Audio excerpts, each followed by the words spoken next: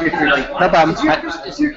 That thing that you're talking about, having like the way to do all the tagging, the way to do everything. Is that crystal ball thing? Is that launched or? Yeah, it's launched. I got really confused. For some reason I had it on my so I know what I was kind of like, I didn't sign up for the website, I had the offer, and I kind of like half ignored it because I didn't know if it was like, if it was still coming or if that was it or something like that. Yeah, no worries. I can send you details by email if you want. Yeah. That'd be cool. Yep.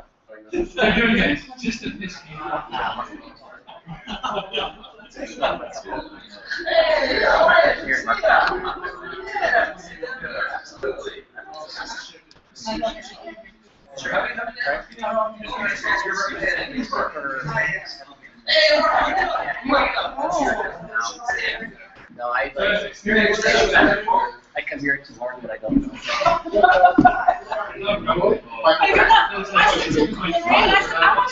Hey, membership. Let me allow me to give something. I don't want to just kind of run free. I give something back. How would be the opportunity to buy something? I always buy something. But the user group meetings. You're Tyler of New Car. I have one in my car. But in Teamsoft, I actually don't have this charge. Yeah, it's fun. I mean, I just like doing it. Yeah, then we'll get started.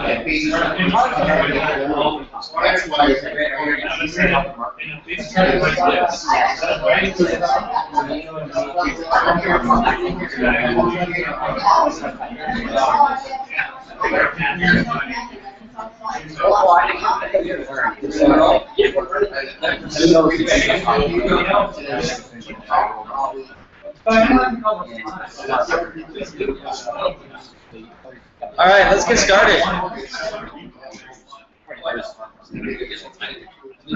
You guys ready?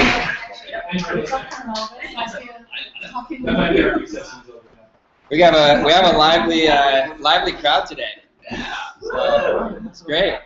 Yeah, we've got a lot of newbies here, so that's good. We'll introduce all the newbies. So for those of you that are new, we broadcast this meeting live, and now you're all being broadcasted live. So welcome to all the newbies, and welcome to all of you who are joining us online. This is our monthly user group meeting here in Dana Point, California. And just because we like to mess with people, we'll show you what it looks like out the window. Like to do this every month, and just let you know what we're dealing with here. It's rough. It's rough living here in Southern California. So that's what's out the window. That's why it's so rough, because it's hard to concentrate there. So great. Excited to have you all here. Looking forward to getting to know each of you that are new, and glad to have all the old timers here. And those of you that are online, hop in and say hi. We've got Ian here saying he's excited for the webinar. I apologize. I discovered this morning that some of the emails weren't going out to some people to notify you of the login link and all those things. So you should have gotten that this morning. So hopefully you're able to log in here. All right. So today's topic is the anatomy of an effective email, which is interesting because the email that I sent out about it probably wasn't the most effective, but the subject line worked really well and got a lot of people interested. So let me turn off this little starting shortly message here, and we'll get started. So look, before we get into any slides, I have a few slides prepared, and I try not to get overly academic with this stuff. Show you some examples of emails that have been effective, and I've got kind of a structure that I like to follow and some bullet points of things that I like to remember when I'm writing emails and creating sequences and things like that, and I'll go over that with you guys. But before we jump into that, let's just have a little open discussion about, in your opinion or in your experience, what makes an effective email. And those of you that are joining us online, feel free to jump into the chat and let us know what you think as well. Crickets. No one knows. Dan, what do you got? I think the first 3 words of any email. First 3 words. That's me. It's either reading Okay. or delete. Yeah. Yeah, that's right. The first thing you see, you're gonna either make a decision whether you want to continue reading, waste your time, or if it's worth your time, right? Yep. Yeah, good point. So those of you that are watching online, our breakfast burritos just arrived, and they're a big hit around here. So we'll. That's how you're having a hard time. It's hard to present when I can't eat the burritos. All right. So we had another comment. I'm sorry, I missed your name. Michael. Michael. I was going to, well, you probably talk about that a little bit, but I was going to say a strong, compelling subject. Yeah, strong, compelling subject line. Yeah, that's one of the key points. Absolutely. We'll go over that and how important that is and some different strategies to use there for sure. Lorraine, say hi. You're on camera.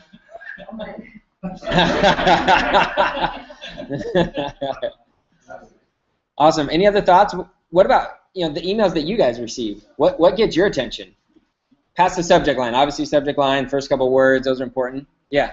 Well, if it's like a real email, okay. I'm pretty good. I can detect like campaign emails. And I just even if it's from a good friend. Like, yeah. So if it's obviously a campaign email, it's out the door. Same thing for me. Like if I see that it's just a automated email and I can identify that quickly, and every email service provider has kind of their standard template, so I can recognize. And if you just have email, like I can smell it before it even arrives in my inbox, right? And then like MailChimp and Constant Contact, like you can identify those right away. So that's a really good point. If it looks like a campaign email, I'm likely to ignore it. Very good. So it's the content and the person who it's coming from. Yes. Yeah, the from address is super important. We'll talk about that here in a minute. But like I always tell people, I don't care what the subject line is. I don't care what the content is. I don't care if it's a campaign email. If the from is my mom, I'm going to open it, right? And so that's an important piece of developing the relationship with your list.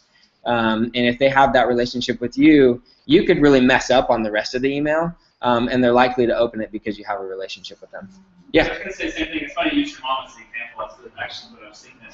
But the loyalty and the trust you have with us, I get an email from you. I open it and I read it because I know whatever you say after that, it's from you, and I'm going to get something from it. Cool. There's plenty of lists that I belong to that it's delete, and through the website I'm like, I did not subscribe because I'm not engaging. I haven't built trust. Cool. Well, I'm glad you're reading because there's a lot of people that just go delete, delete, delete on my emails too. So. 2 things. What's in it for me? What's in it for me? Yep. And then a good story captivates me. The first sentence or two looks like a kind of neat story, which is tied to the subject line. That tends to intrigue me as well. Yeah, great. Excellent. We've got a couple of comments online. Victoria says, too much copy is a turn-off for me. I would agree. Like if I open up an email and I just see big old paragraphs of copy and there's nothing like calling my attention, there's no pictures, there's nothing that grabs me, and I just see lots of copy, I'm just too busy or too lazy to read. Marks says it's all about the person sending them. We talked about that earlier. Ian says relevant and clear information. Absolutely. Clear, concise copy that drives engagement. So those are some easy statements to throw around, but how hard is it to actually write an email that is clear and concise and drives engagement? It's a lot harder than it sounds, right? Rich says ones that sell. Yeah, I mean, if you're selling the right way, sure, absolutely. Compelling offer, says Colin. Cool, we got some good comments there. And anything else from the local crowd here? Yeah, Jace. If one comes up in the summary of the email, you know how you have the subject and the summary. The first part of the summary is having trouble viewing this email. Click here. Yep. So this is definitely a template. Yep, we're going to talk about that preview mode or the summary. That's a really good point. And although most email service providers, email clients are doing that, it's not widely used practice to actually focus on what the preview says.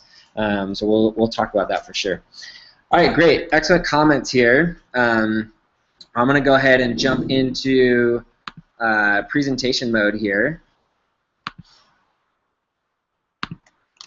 And we'll go over to these slides and go through some of the things. So what makes an email great versus another email absolutely being terrible? And I can attest to, or I should say maybe admit to the fact that I definitely send emails that I just think they're amazing, and there's just no response. Like people are just crickets, just nothing, and sometimes I'm stumped by that. And then there's other times where I'm like super fast, just firing off an email because I got to get it out the door. Or I got another appointment, and I know I haven't talked to my list in a while, and I just got to get it out there. And then all of a sudden, boom! Then it just blows up, and I got tons of replies and lots of clicks, and it just works, and I have no idea why. So I'll admit to the fact that there is a little bit of mystery to this sometimes, but I'd say there's more science than mystery here, and we'll go through some of the things. So I position this as the anatomy of an effective email. So we're going to talk about the bones and the meat and the skin, and that may or may not make sense, but it makes sense to me. So that's all that matters. So the first things that we'll talk about here is recognition, and that's what we mentioned earlier about who it's from, right? If you recognize the sender, and it's someone who has value to you or gives you value, or you have a relationship with, you're likely to open that email, right? Expectations as well is another important piece of this. If you get someone on your list and you never told them up front that you're going to be sending them emails, and all of a sudden they start getting emails from you, and they're not expecting those emails, they're less likely to open them, they're less likely to click on them, and they're actually more likely to mark them as spam. Okay, so the expectations that you set in your emails, or even prior to sending emails, if you have web form where people are opting in, or if you have, say you're meeting people at events and you're collecting business cards, anytime you're putting someone on your list, you want to make sure you're setting expectations correctly.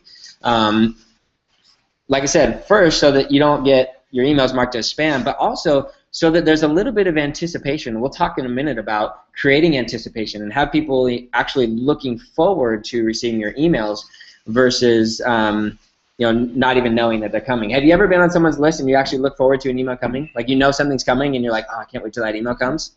Yeah, it happens, right? And so there are systematic ways of creating that anticipation. Another thing is recency. Right? If you have people opt in, say they go through your 3-step email series that your Infusionsoft setup coach taught you to set up, and you got all that engaged, and then you never had any long-term follow-up, and you never sent any emails, and then 6 months later, you're like, oh, I need to send an email, and you blast out something. There hasn't been good recency. The relationship has died off, and you're likely to get lots of spam complaints. You're likely to not get good engagement. And so you've got to really nurture that relationship, and you have to consider a relationship with your list. I have actually I won't describe it that way. I have a relationship with my list that I hold near and dear to my heart. And truthfully, like I look at the way my list responds very, very carefully. Every time someone purchases something from me, even if it's just like a little tripwire sale, a $5 thing or $7 thing, I look and see what their name is. And I may not have ever talked to that person. I may not recognize them on the street, but I know people's names, and I have thousands of people on my list. So when I meet them in person, ding, ding, ding, ding, I know, oh, this guy's bought stuff from me before, and he clicks on my emails, and he does stuff. And I did that at Infusionsoft too, when we had hundreds of thousands of people. And I got to the point where I'd always have this contest with the marketing team, where every time we send out a broadcast or we do like a webinar invitation or something like that, we'd have a contest where we'd say, okay, who can guess how many are going to open, how many are going to click, how many are going to register, and all that kind of stuff. And we got to the point where we knew our list so well, we could really estimate those numbers, really closely, even with hundreds of thousands of people on the list. So that relationship is important. It's not just a place where you suck money out of. That list, there's real people, and the more you treat them like real people, the more you treat them like friends, the more value you'll create for them, and the more value you'll get out of it. Okay, so next is the value association. Obviously, it's the value that they feel they get for being on your list or from getting emails from you. So if they get, I'm sorry, I didn't catch your name in the back there. Spencer. Spencer. Yeah, Spencer. So Spencer mentioned that he opens my emails, and I think it's because you feel like you get value out of them, right? And so I could mess up on an email, but you're still going to open it because you've gotten value in the past. And then as long as I continue to provide value, you'll continue opening. The subject line we mentioned, obviously that's key. If the subject line's terrible, you're likely to not get as good of an open rate.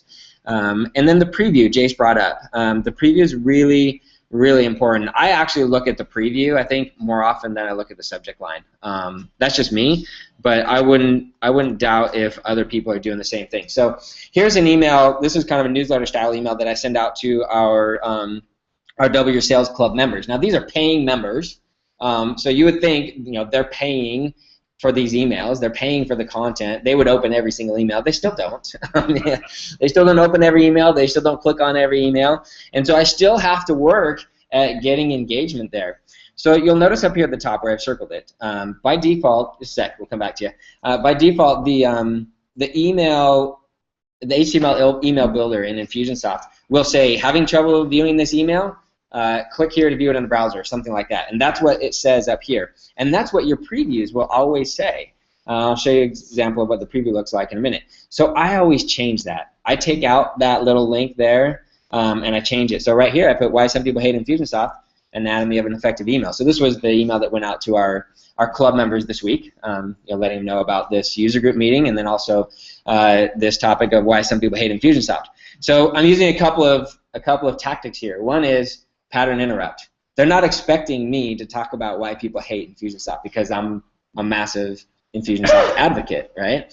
So they're like, whoa, what's that all about? It catches their attention. It's pattern interrupt there. And then also we're using this tactic of that preview. The very first text that's in your email, that's what's going to show up in the preview. So let's go to what that looks like. Here's in my promotions tab in Gmail. And whether you're in Gmail or like on my iPhone, I think Outlook does this now, it will generally show who it's from, the subject line, and then the preview. This stuff in gray right here is the preview. So like I said, I tend to look at the preview because I want to look like, what is this all about before I commit to opening that thing. I might just delete it right from here. So you want to have something catchy there. It's like a sub-headline almost nowadays. You know, your subject is your headline, and your sub-headline is that preview. And so recognize, too, that when you have a really long headline, that preview may not show up. Or it gets cut off. Like I think that one on my iPhone would get cut off about right here, and then I would see the first half of the preview line.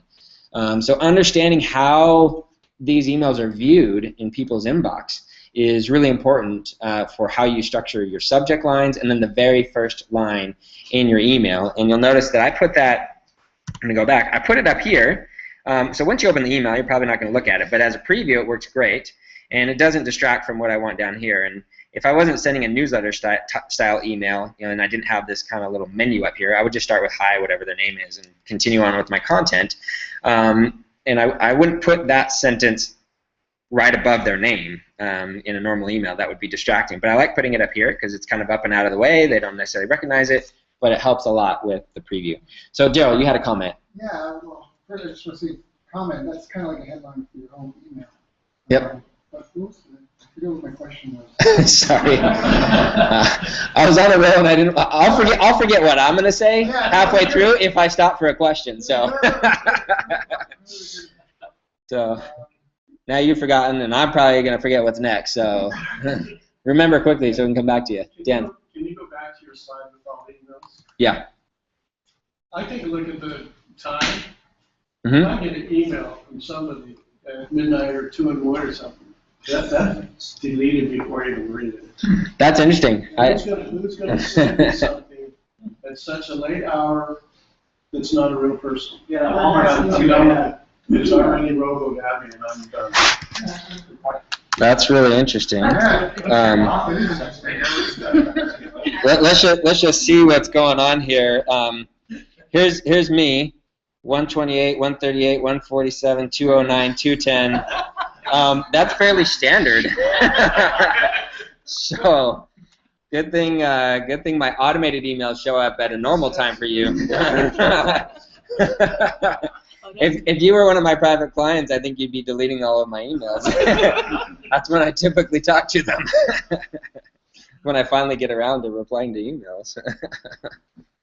Yeah, it's an interesting point. I hadn't thought about that, but I'm sure people develop those types of habits. Yeah, and you recognize, hey, that's automated in the middle of the night. I'm going to delete it.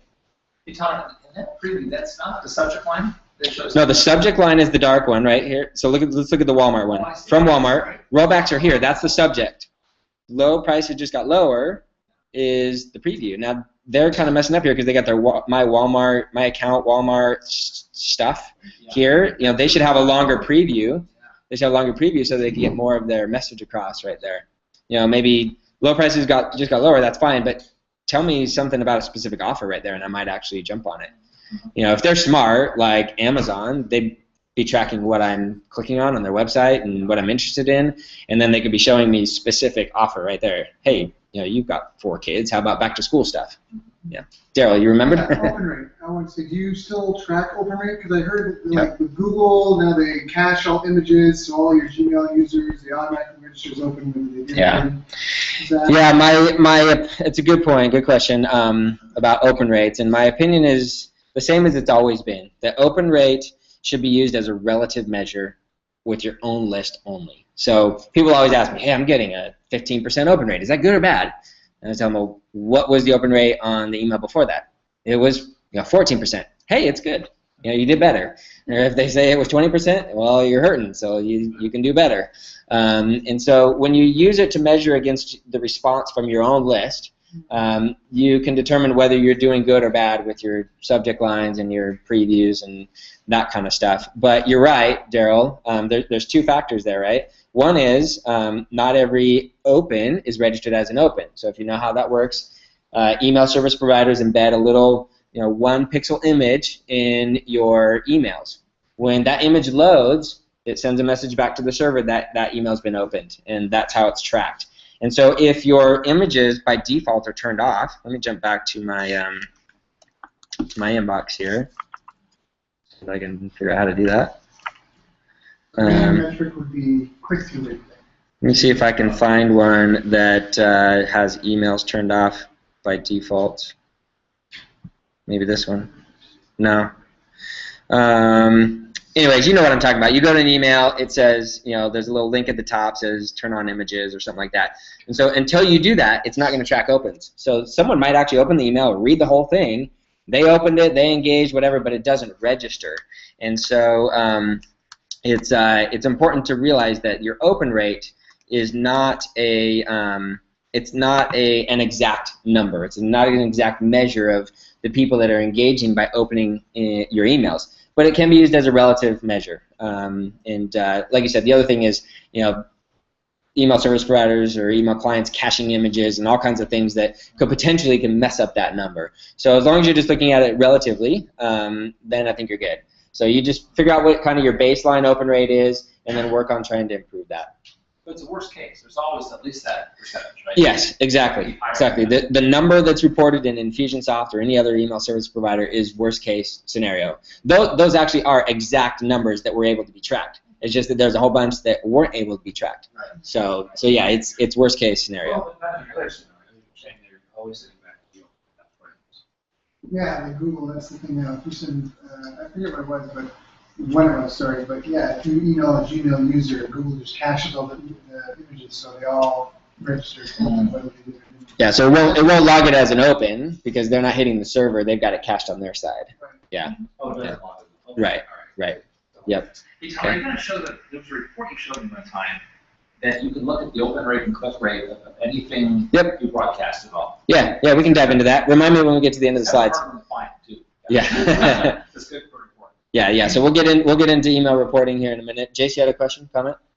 I think it might go under email reporting, so stop me if it does. I don't want to get ahead of you. But would you suggest a different sort of tracking mechanism? Like, because I know with things like YouTube and Vimeo, you can have their own tracking, and that would be more efficient sometimes to do details or a call to action or something like that. Well, yeah, I mean, open rate is one measure of an effectiveness of an email. Click rate would be your next measure, which actually measures further engagement. And then, of course, if they're offer emails, then sales. So clicks and sales are really the more finite numbers you can be measuring. Sometimes I'll measure replies, too. I'll purposely send emails sometimes asking people to reply. And it's kind of a death sentence for a couple of days because they'll just get flooded with replies. But I'm okay with that because that's the kind of stuff that engages the list and helps them realize you're a real person and you actually want to engage and things like that. So when you've got time and you want to engage that way, I definitely recommend doing things like that. All right, so let's move on to the meat of the email, which is more, the content. We kind of talked about the structure and how to get a little bit of structure there, but now we're going to talk about the content. So what's the purpose of the subject line? I think we talked about this before. It's the same thing as when we talk about purpose of a headline, in a sales letter, whatever. Its only purpose is to get them to open for an email. A headline in a sales letter, whatever, its only purpose is to get them to read the next line, right? So it's got to be engaging enough, interesting enough, push on pain enough, highlight a benefit enough for them to then say, oh, I need to stop and read the next thing. Same thing, first sentence, its purpose is to get them to read the next sentence, okay? And then the next sentence or paragraph, now we've really got to hook them. Our job here is to set that hook in deep so that they're going to go ahead and read the entire thing. Because if we don't set the hook in deep enough, they're just going to scan, right? So if you're familiar with fishing, right, and you get a little bite, if you don't set the hook, those little guys can wiggle free sometimes, and so we want to set that hook good, well. I'm going to speak some good English today. We're gonna set that hook really well so that people are engaged and they're just going to go ahead and read, because otherwise they'll just scan. They'll scan and then they're like the fish that got away. They're off and on to the next thing. That's a really good way to describe hook. All right, so more meat. Do not try and wow with features. This is a big mistake. Tom and I talk a lot about this with his emails. That's why he mentioned what's in it for me, the with them, right? What's in it for me. If you can be talking about what's in it for your readers, they're going to be much more engaged than if you start going on and on and on about the great features that you have in your product or service. Identify problems and pains, right? Is setting the hook. This is hitting home with them. You can start touching on some things that are painful for them, and they tend to go, that hurt. That's good. We want that. On the other side, the benefits. You push on the pain, and then you relieve the pain a little bit with benefits. So instead of coming back again with features, hey, you got this pain, we solve it this way. You want to say, you've got this pain, here's what it feels like to have that pain taken care of. That's really the benefit. Here's what you're going to experience. Imagine if you could. Those are the types of things you want to be saying when you highlight what your product does for them, when you highlight the benefits. Another mistake people make is just like, I've got a ton of great stuff, so I'm going to link to everything in my email. Like if they don't like product A, then I'm going to give them a link to product B, and then they may as well just go to my blog because I talk about everything over there, and then here's a link to the whole catalog of products, and it's just confusing. The more links you put to different things, the less clicks you're going to get, I promise you. And the reason is because your message gets less clear. You start talking about a bunch of different stuff, and they're lost still thinking about the first thing. You're on to item 4. And so one clear call to action. Okay, unless it's a newsletter style email like the one I just showed you, which my members know they're getting that newsletter every month and they can engage or not engage, and that's fine. But if I'm trying to do something specific with my readers, they've opted in and now I'm trying to get them to a sale, or they've already bought something from me and now I'm trying to get them to buy something else. If I have a specific purpose in my emails or my email sequence, one clear call to action. Have that email very, very specific about the one thing you want to get them to do. All right, here's another one. 4 to 6 links on average. Use text links along with buttons and screenshots and video captures and all kinds of stuff like that, okay? I see oftentimes people have a big old long text email and then there's like one little click here at the bottom, okay? It's just not going to work. You can get a lot more clicks just by having more links. So I try to spread them out through my emails. I get that first hook in, and then I've got a link.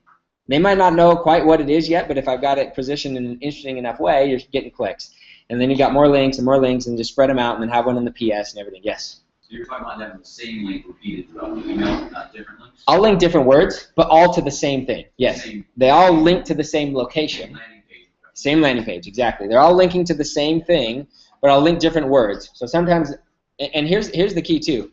Sometimes I'll link like the name of the product or the benefit that I'm highlighting. I'll link those words. Other times in the same email, I'll link the action I want them to take. click here to get blah, right? So just tell them exactly what you want them to do and click it, and link it. It's actually interesting in marketing. It's one of those things like you actually get what you ask for. So just be very, very clear about what you want, and you'll get better response. And spread those links throughout. Okay. We talked about pattern interrupt. Pattern interrupt is just changing up the content, whether it's saying something shocking or saying something totally off topic, and then bringing it back around and wrapping it into the action that you're trying to get them to take. It's catching them and making them like a little bit off guard and say, whoa, what's this all about? And if you can get people to pause for half a second and read the next thing, then you got a better chance of hooking them. But if it's the same old stuff every time, and they know what you do and they know your product and you talk about it again, they're bored by now. So you've got to change it up a little bit. Okay? Is it bad practice to, like, at the end of like a nurturing email we get every so often, have kind of the same closing, as far as offering a phone call or a meeting or something? Not necessarily. I'd say a close. So I'm going to repeat just for people online if they can't hear you. The question is, what if we have the kind of the same closing at the end of every email, the same, almost like a PS, right, at the bottom? Is that bad practice? And I would say not necessarily. It's probably better than nothing. But if you could spend the time to create it so that it's unique to the topic and it's unique to the call to action, then you'll do much better. Yeah. And then that previous bullet, the 4 to 6 links, I love the look of that, and I try it when I can.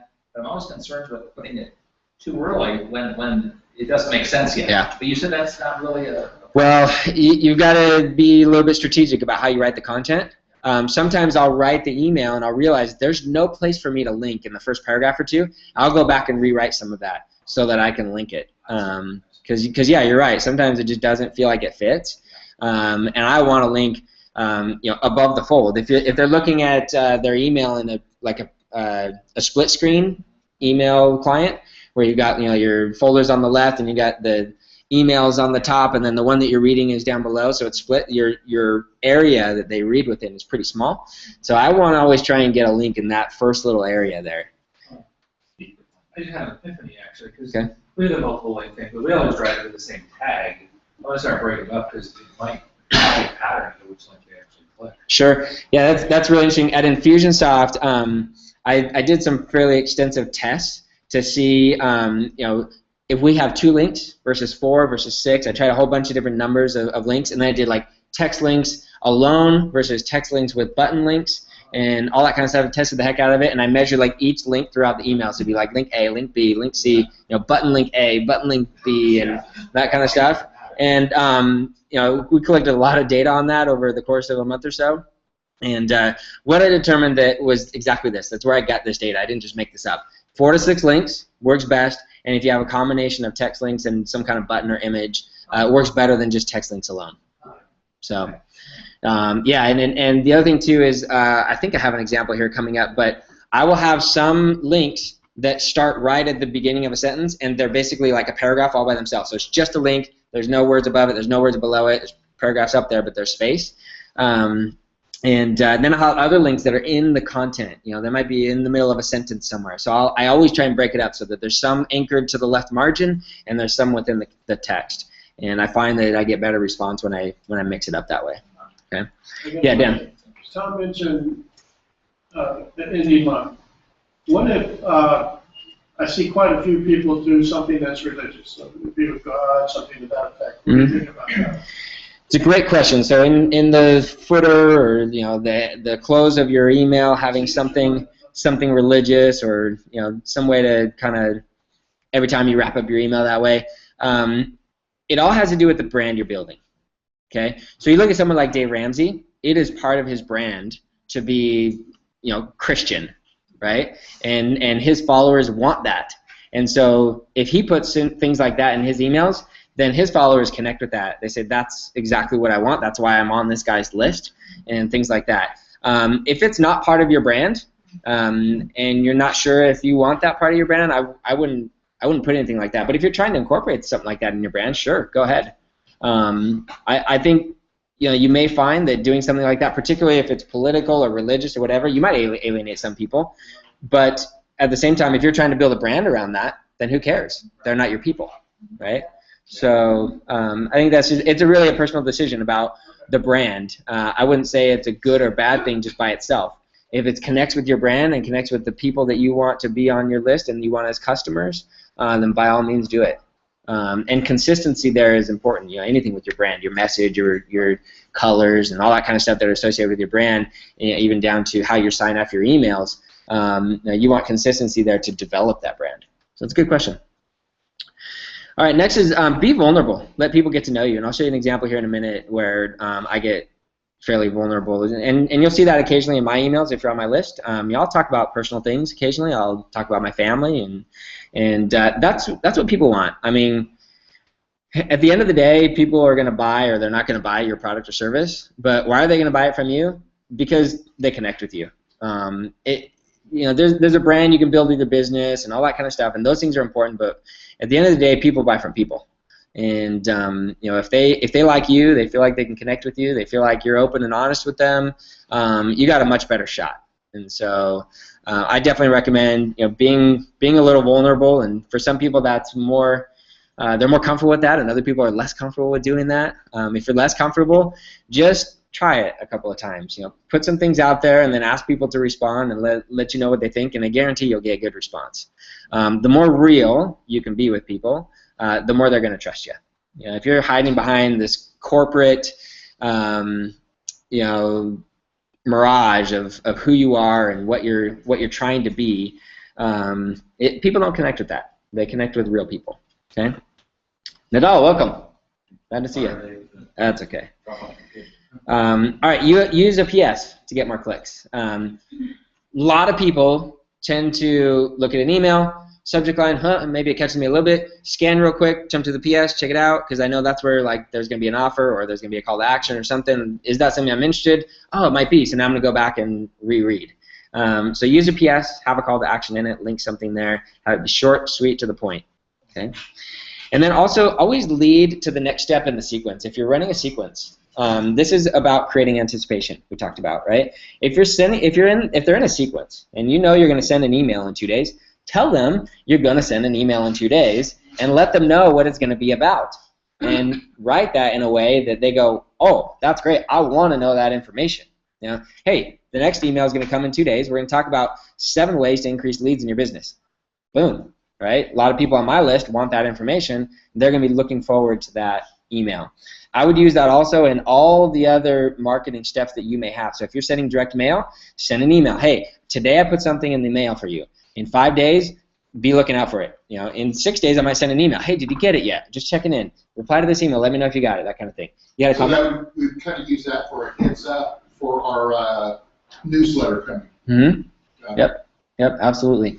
Yeah, if you can always kind of be baiting them with the great stuff that's coming and let them know when it's coming, less spam complaints because they know it's coming, more anticipation, they're more likely to actually find it and open it.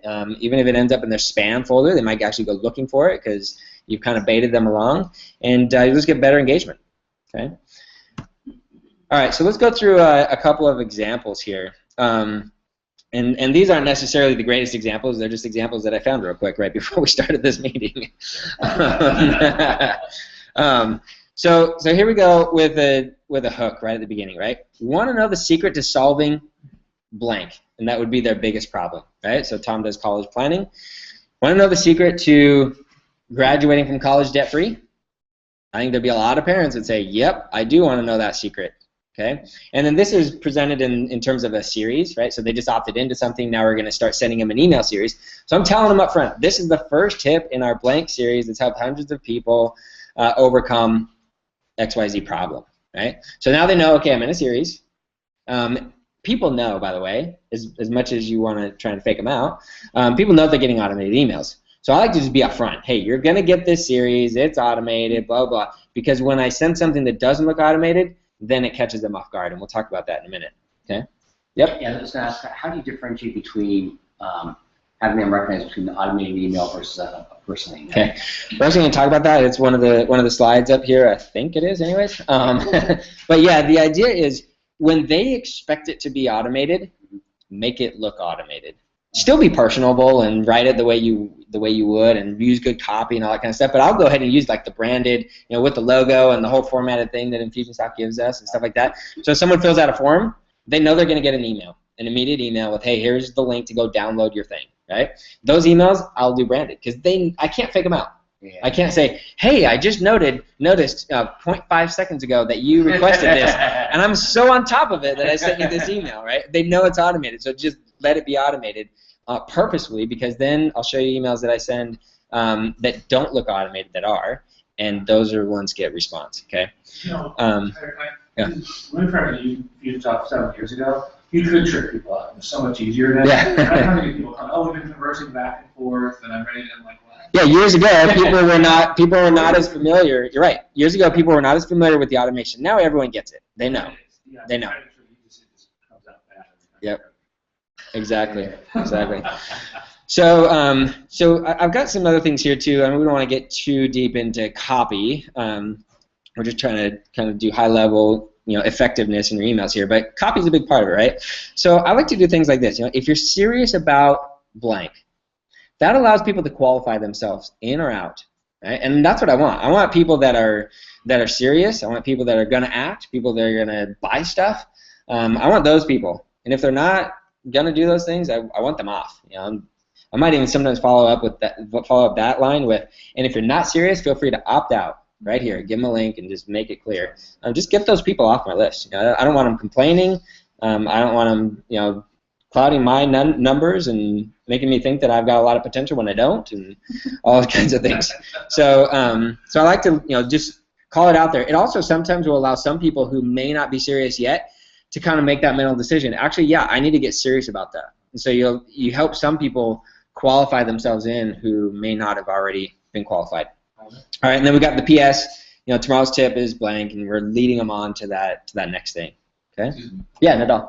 On the opt-out, what's your thought on making your own system opt-out versus the Infusionsoft? So the question is, what about making your own system for opting out? My question back is why? Well, because I have some people like within the SaaS company, and they tell me, look, I don't want to get everything. I want to hear from you. Okay. But I don't want you to block me. I mean, it's not like on or off. It's just, some things I want to hear about, other things I don't want to hear about. Yep. I want to hear about promotion. I don't want to hear about promotion. Yeah. I want to hear about my order. I want to hear about the hotel registration. Yeah. What you need, Nadal, is our subscription center, which you actually have access to because you're a Double Your Sales Club member. Inside our membership site, we have a tool, an add-on for Infusionsoft that allows you to put a link in your emails. This is, manage your email preferences or something like that. They click on it. It takes them to a page where they have checkboxes of all the things they want to subscribe to or they don't want to subscribe to. So you could have like your monthly newsletter, your weekly tips, your whatever it is you want, and they can say, oh yeah, I wanted that one. I want that one. I want that one. I don't want that one. Uncheck, and then they hit submit. It updates. What it does, updates tags, and then based on those tags, you send or don't send to those people. So that's what I meant. Yeah. You have your own. Well, opt out completely. You want to let that happen through Infusionsoft. Obviously you can do it through the API and you can set up things, and there may or may not be benefits to that. But the average person just use Infusionsoft system. But if you're trying to let people really manage what they want to get and what they don't want to get, yeah, you've got to use another system. Infusionsoft does not give you any utilities to do that. So our subscription center allows you to do that perfectly, and I can show you that if you want.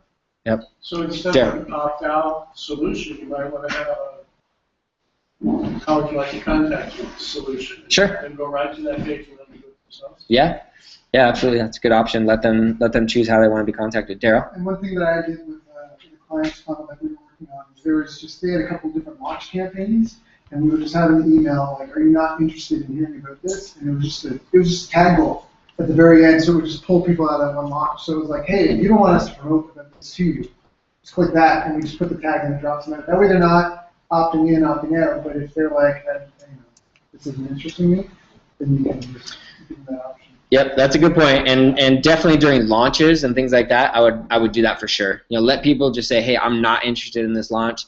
They click a link, it tags them, pulls them out of the campaign, but they're not opted out completely. I would, anytime you're doing that, I would probably be very clear about, hey, thanks for letting us know you're not interested in this launch. just so you know you're still on our list, and we'll send you occasional things, whatever you're going to send them, just so that they don't misinterpret what that meant. Because if they think they opted out, and then they get the next launch email, then you're likely to get spam complaints. Yep. That you pointed out, tricking people, making it look personal. Yeah. I've gotten a little bit better at that, and I'm getting more and more replies back. Yep. You know? The only thing that's kind of a giveaway is at the bottom when it says, unsubscribe. Yep. So that's kind of a give. But sometimes I get emails from Infusionsoft that's mysteriously gone. It's just, there's no way to get rid of that. There's no way to get rid of it. If Infusionsoft is sending you emails that look like that, they're not sending them from Infusionsoft. It might be coming from NetSuite or some other system that they might be using. Okay. There is a way.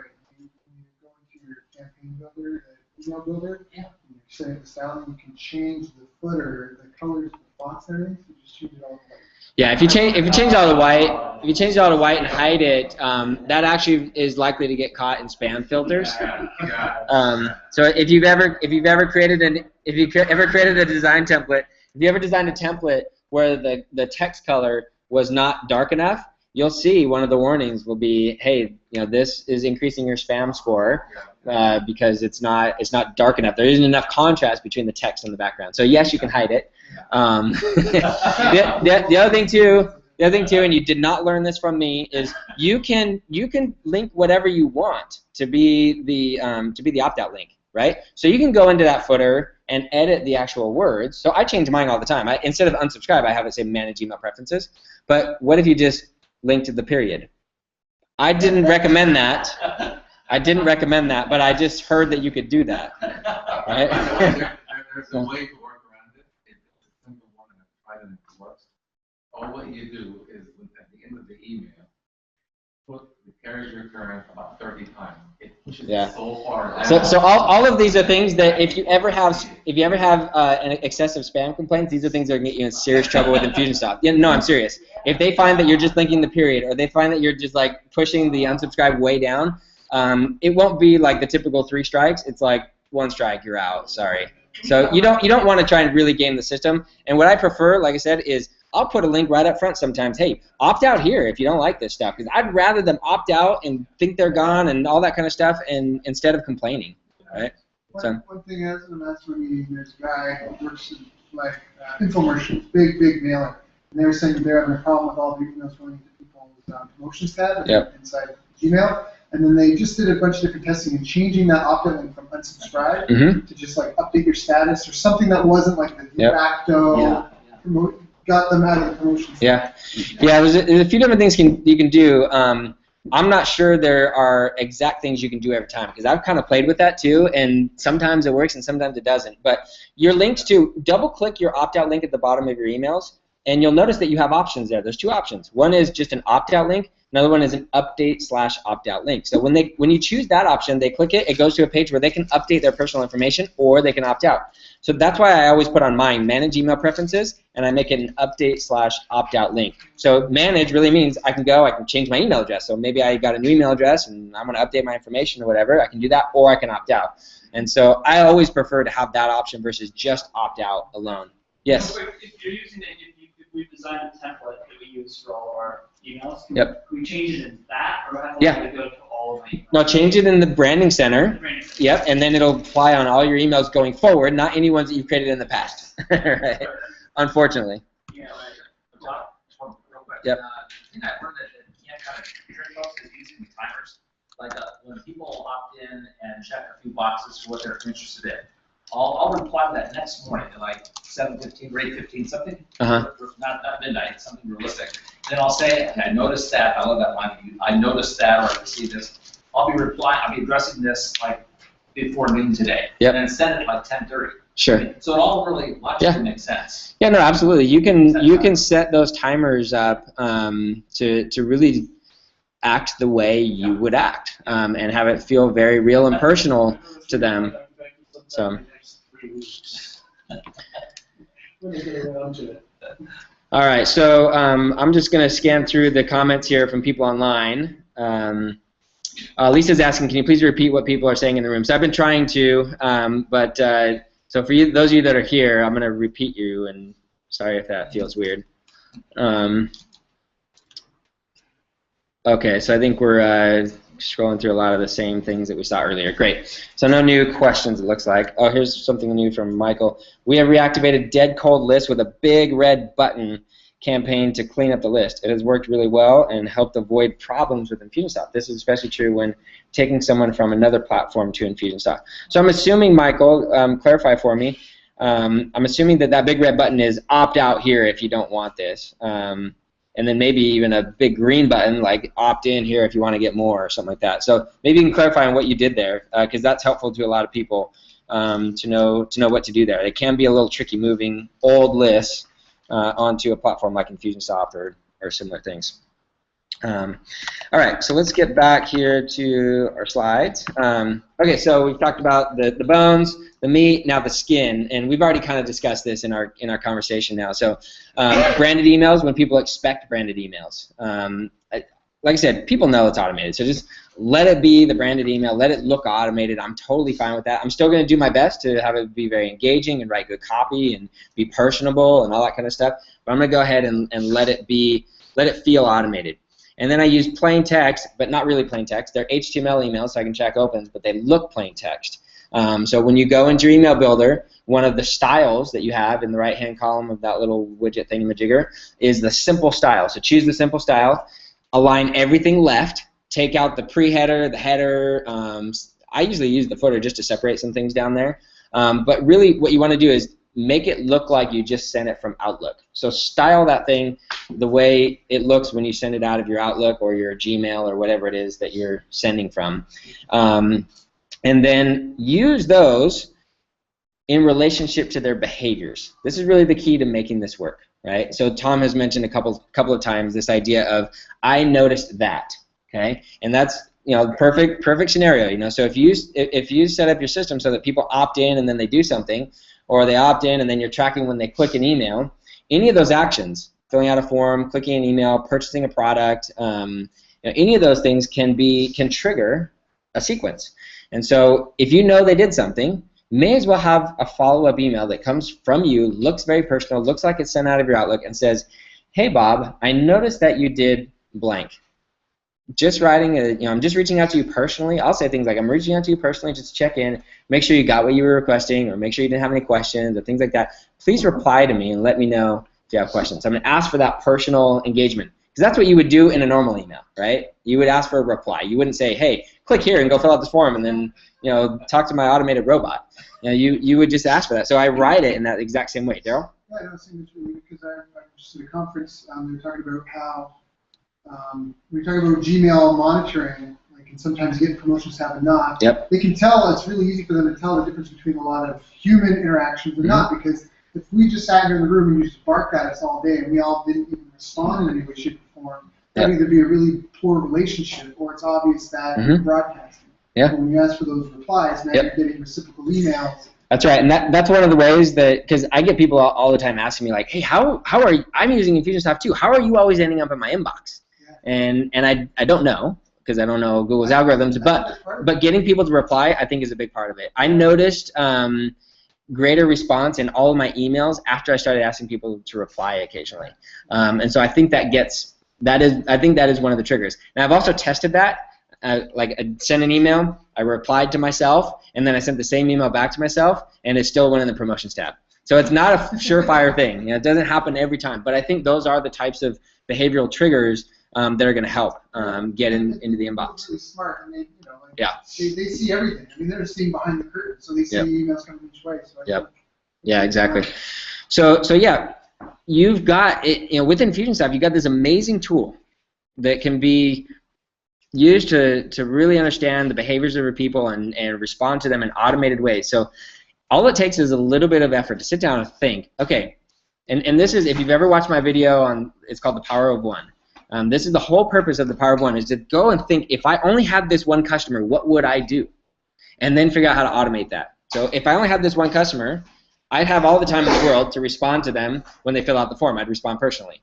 If they clicked on a link, I'd respond personally. If they called in the office, I'd pick up the phone personally, right? And figure out all the things you'd do if you just had one customer, and then go back and recreate it, as much of it as you can, in Infusionsoft and automate that process. And then, of course, in most businesses, you don't want to automate the entire thing.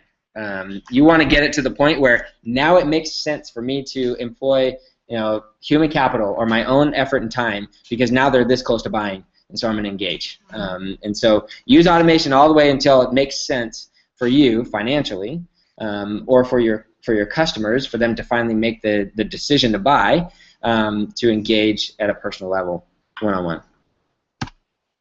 All right, so a couple other examples here. Here's the I noticed, right? So subject line, I'll use things like checking in. Hey, I noticed you requested our blank a couple of days ago. I want to personally check in with you and see how it's going. Most people who blank feel blank, so now I'm pushing on those pains again. My goal is to solve that problem.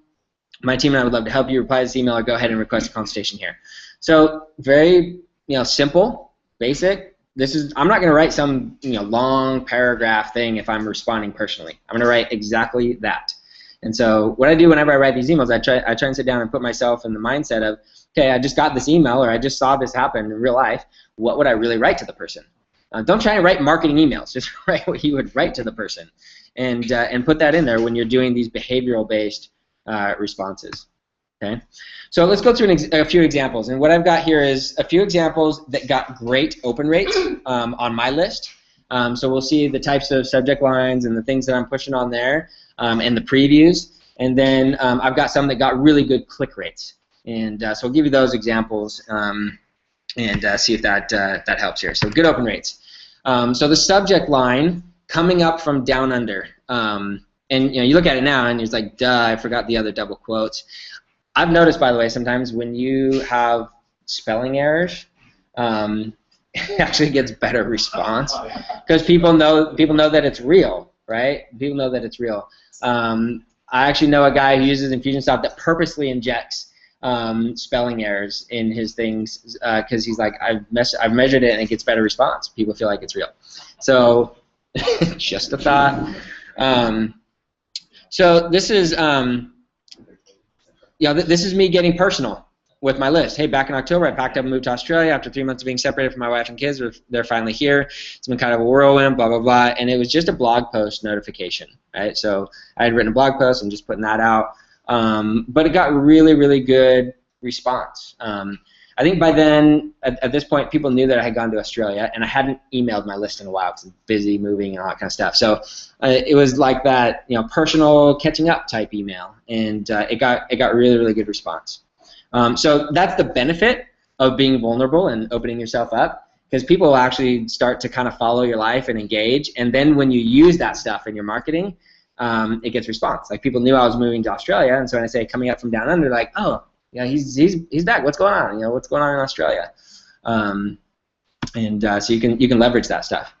So here's another one. I think this was actually the best open rate: personal note and an apology. So this is kind of going back to moving to Australia type thing, but. Hey, it's been a while, so I wanted to send a quick personal note. FYI, it doesn't contain any Infusionsoft business or marketing info. So I'm just taking off the table. I'm not selling you anything. I'm not trying to do anything. It's just a personal touch and base with you. More than anything, I just want to connect on a personal level and let you know why I've been quiet for the last few weeks. Last few months have been nuts, and I mean crazy. Recently moved to Perth, Australia. Yep, I had a client down here, and now I'm here full time. Blah, blah, blah. So I go on, and I talk about our family. We've been trying to adopt, and we've got 3 sons, and all this kind of stuff. And so that's the kind of stuff people engage with. They get to know me, and then when I post things on Facebook or when I have other emails that follow up on some of these topics, people want to know what's going on. It's a relationship. It's a real relationship, even though I've never talked to these people. I've never seen them in real life. I might meet them occasionally at InfusionCon, things like that. But this email, I think, was our best open rate ever. Really? Mm-hmm. Yep. Question? No, I'm just going to tell you about that. We call it a pink elephant letter, actually. Yeah. That's used to reactivate a cold list, but you got to do an apology first. It'll work. Yeah, exactly. The pink elephant is a very, very standard way of engaging with the cold list. We used to always call it the humble apology letter, right? So if you have a cold list and you want to reactivate them, you send an email. It looks a lot like this. Hey, just wanted to apologize. You did, and trying to remind them of the behavior, right? You requested our free report a long time ago, or you bought a product from us a year ago, or whatever, and we have failed in doing our part to follow up with you. So just want to let you know that we're we're correcting our ways, and we're going to start up a monthly newsletter, and you're on it. And I'll give people an opportunity there too to opt out. Just want to let you know by default you're on it because you're a past customer of ours. If you want to opt out, go ahead and click here. But we're going to be sending you, and then I'll give them benefits. These are the types of things we're going to send you. This is why you want to stay on the list and that kind of thing. So you definitely, whenever you're reactivating a cold list, want to do something like that and give them an obvious way to opt out because those are the emails that are most likely to get spam complaints. Okay, so here's another one. What I do appears unreasonable. So there's another one. That subject line performed really, really well for us. And then you get into it. Have you ever wondered why others can't see your vision for your business? Have you ever struggled because your goals are crystal clear to you, yet those around you fail to see the majesty of what you plan to create? You're not alone. Entrepreneurs always feel that way when they're forging new paths. This audio clip in today's blog post of an old Antarctic explorer conveys the feelings better than I've ever heard, and his story shows us the way.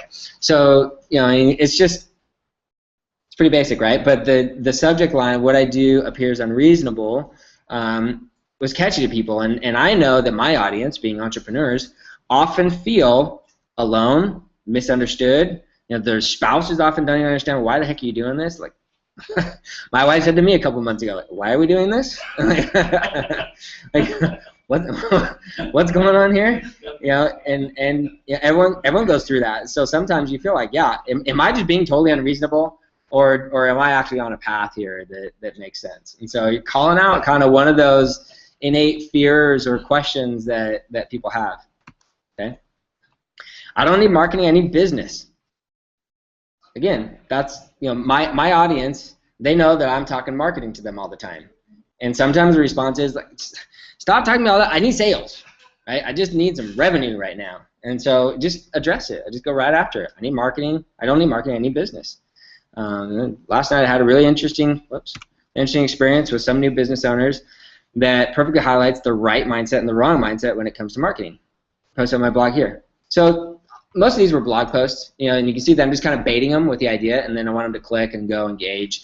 And then ideally in your blog post, you've got at the bottom an opt-in for something related. Now I haven't always done this, but whenever you can, that's ideal. Yeah, Dan.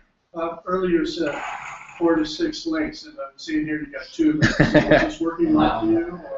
These are really short emails, or this one is anyways. I could see in the room put more links. So yeah, I mean, that's what we're talking about, it's those type of things. I don't always follow my own advice. Do as I say, not as I do. Would both those take you to the same place? Yeah, this is one clear call to action, definitely. So I'm not pointing them all at different places. Here's something too, like use the PS to engage at a personal level. PS, the surf was awesome yesterday. I'm going home for Thanksgiving a week, can't wait, life is good.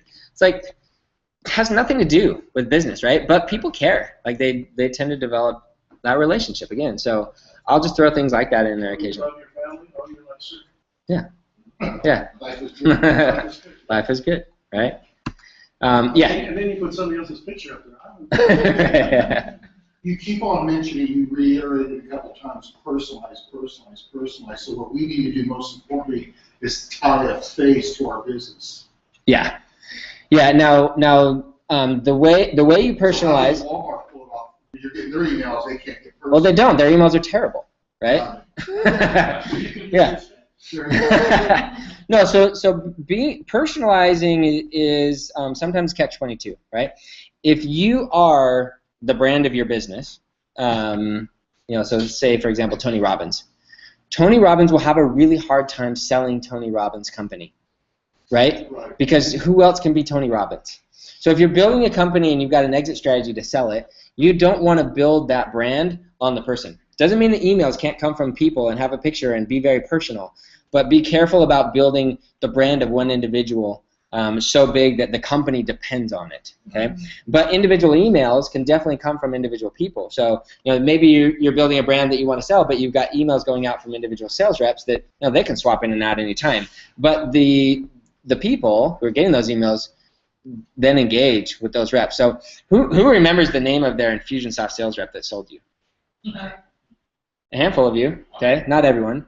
But yeah, I mean, those that do it well will develop that relationship, and the emails come from them, and they'll insert personal things in their emails and stuff like that. And so, are you going to quit Infusionsoft if that sales rep leaves? No, you've bought the brand, but that sales rep made a personal connection with you, and there was engagement there that was meaningful to you. So that's really important, is to make sure. You don't always have to have a picture. I find that it helps to have a picture. My picture's been in there a long time. I really should change it up. I should probably put a picture of my family in there or something. It's one of the things I talk about a lot, or a picture of surfing or something. I don't know. Okay, so let's move on. We've got emails here that these ones got really good click rates.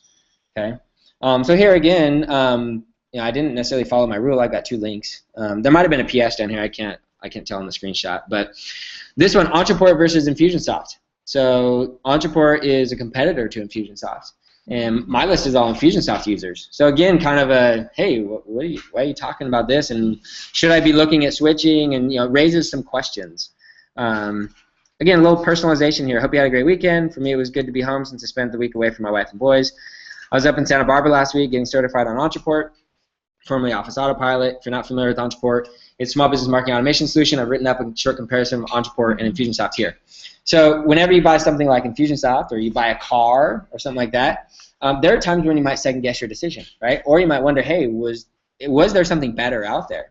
And so that's kind of what we're playing off of here, is that curiosity of, hey, did I make a good decision, or should I be looking at something else? And so that one got really, really good click rate. Why did it get really, really good click rates? All the things we just talked about are not necessarily in there. Where's the hook? All the different pieces. Well, the hook really comes in the subject line on this one, Ontraport versus Infusionsoft. Most of the people on my list know what Ontraport is, and they know they have Infusionsoft. And let's be honest, Infusionsoft isn't always the easiest software to use, and so you wonder all the time, like, hey, should I be using something else? And that's a question that I get a lot. Hey, we're having trouble with Infusionsoft. Do you recommend something else?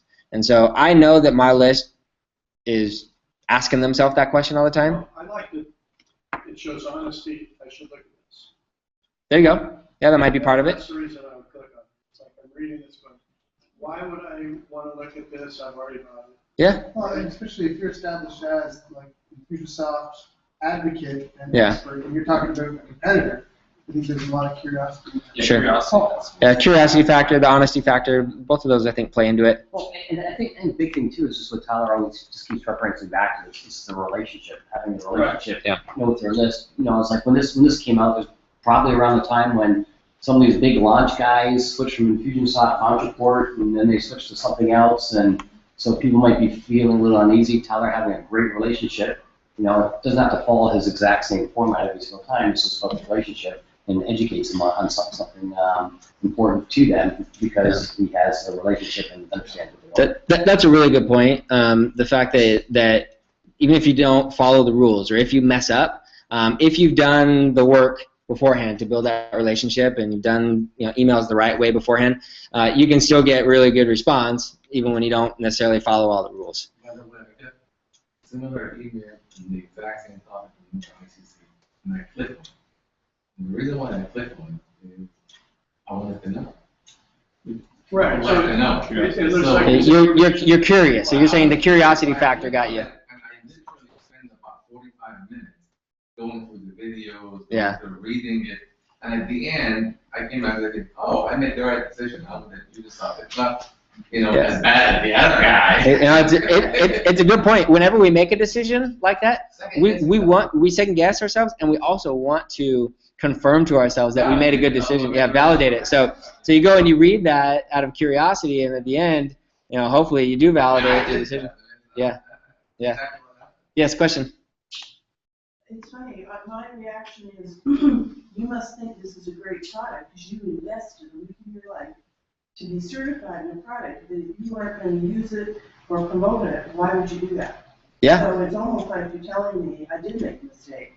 Now you're on the side of Ontraport. So yeah, that's interesting. So your assumption is, since I spent a week doing this, that maybe I'm saying that Ontraport's a better solution. So would you click on the link to go check out what I said?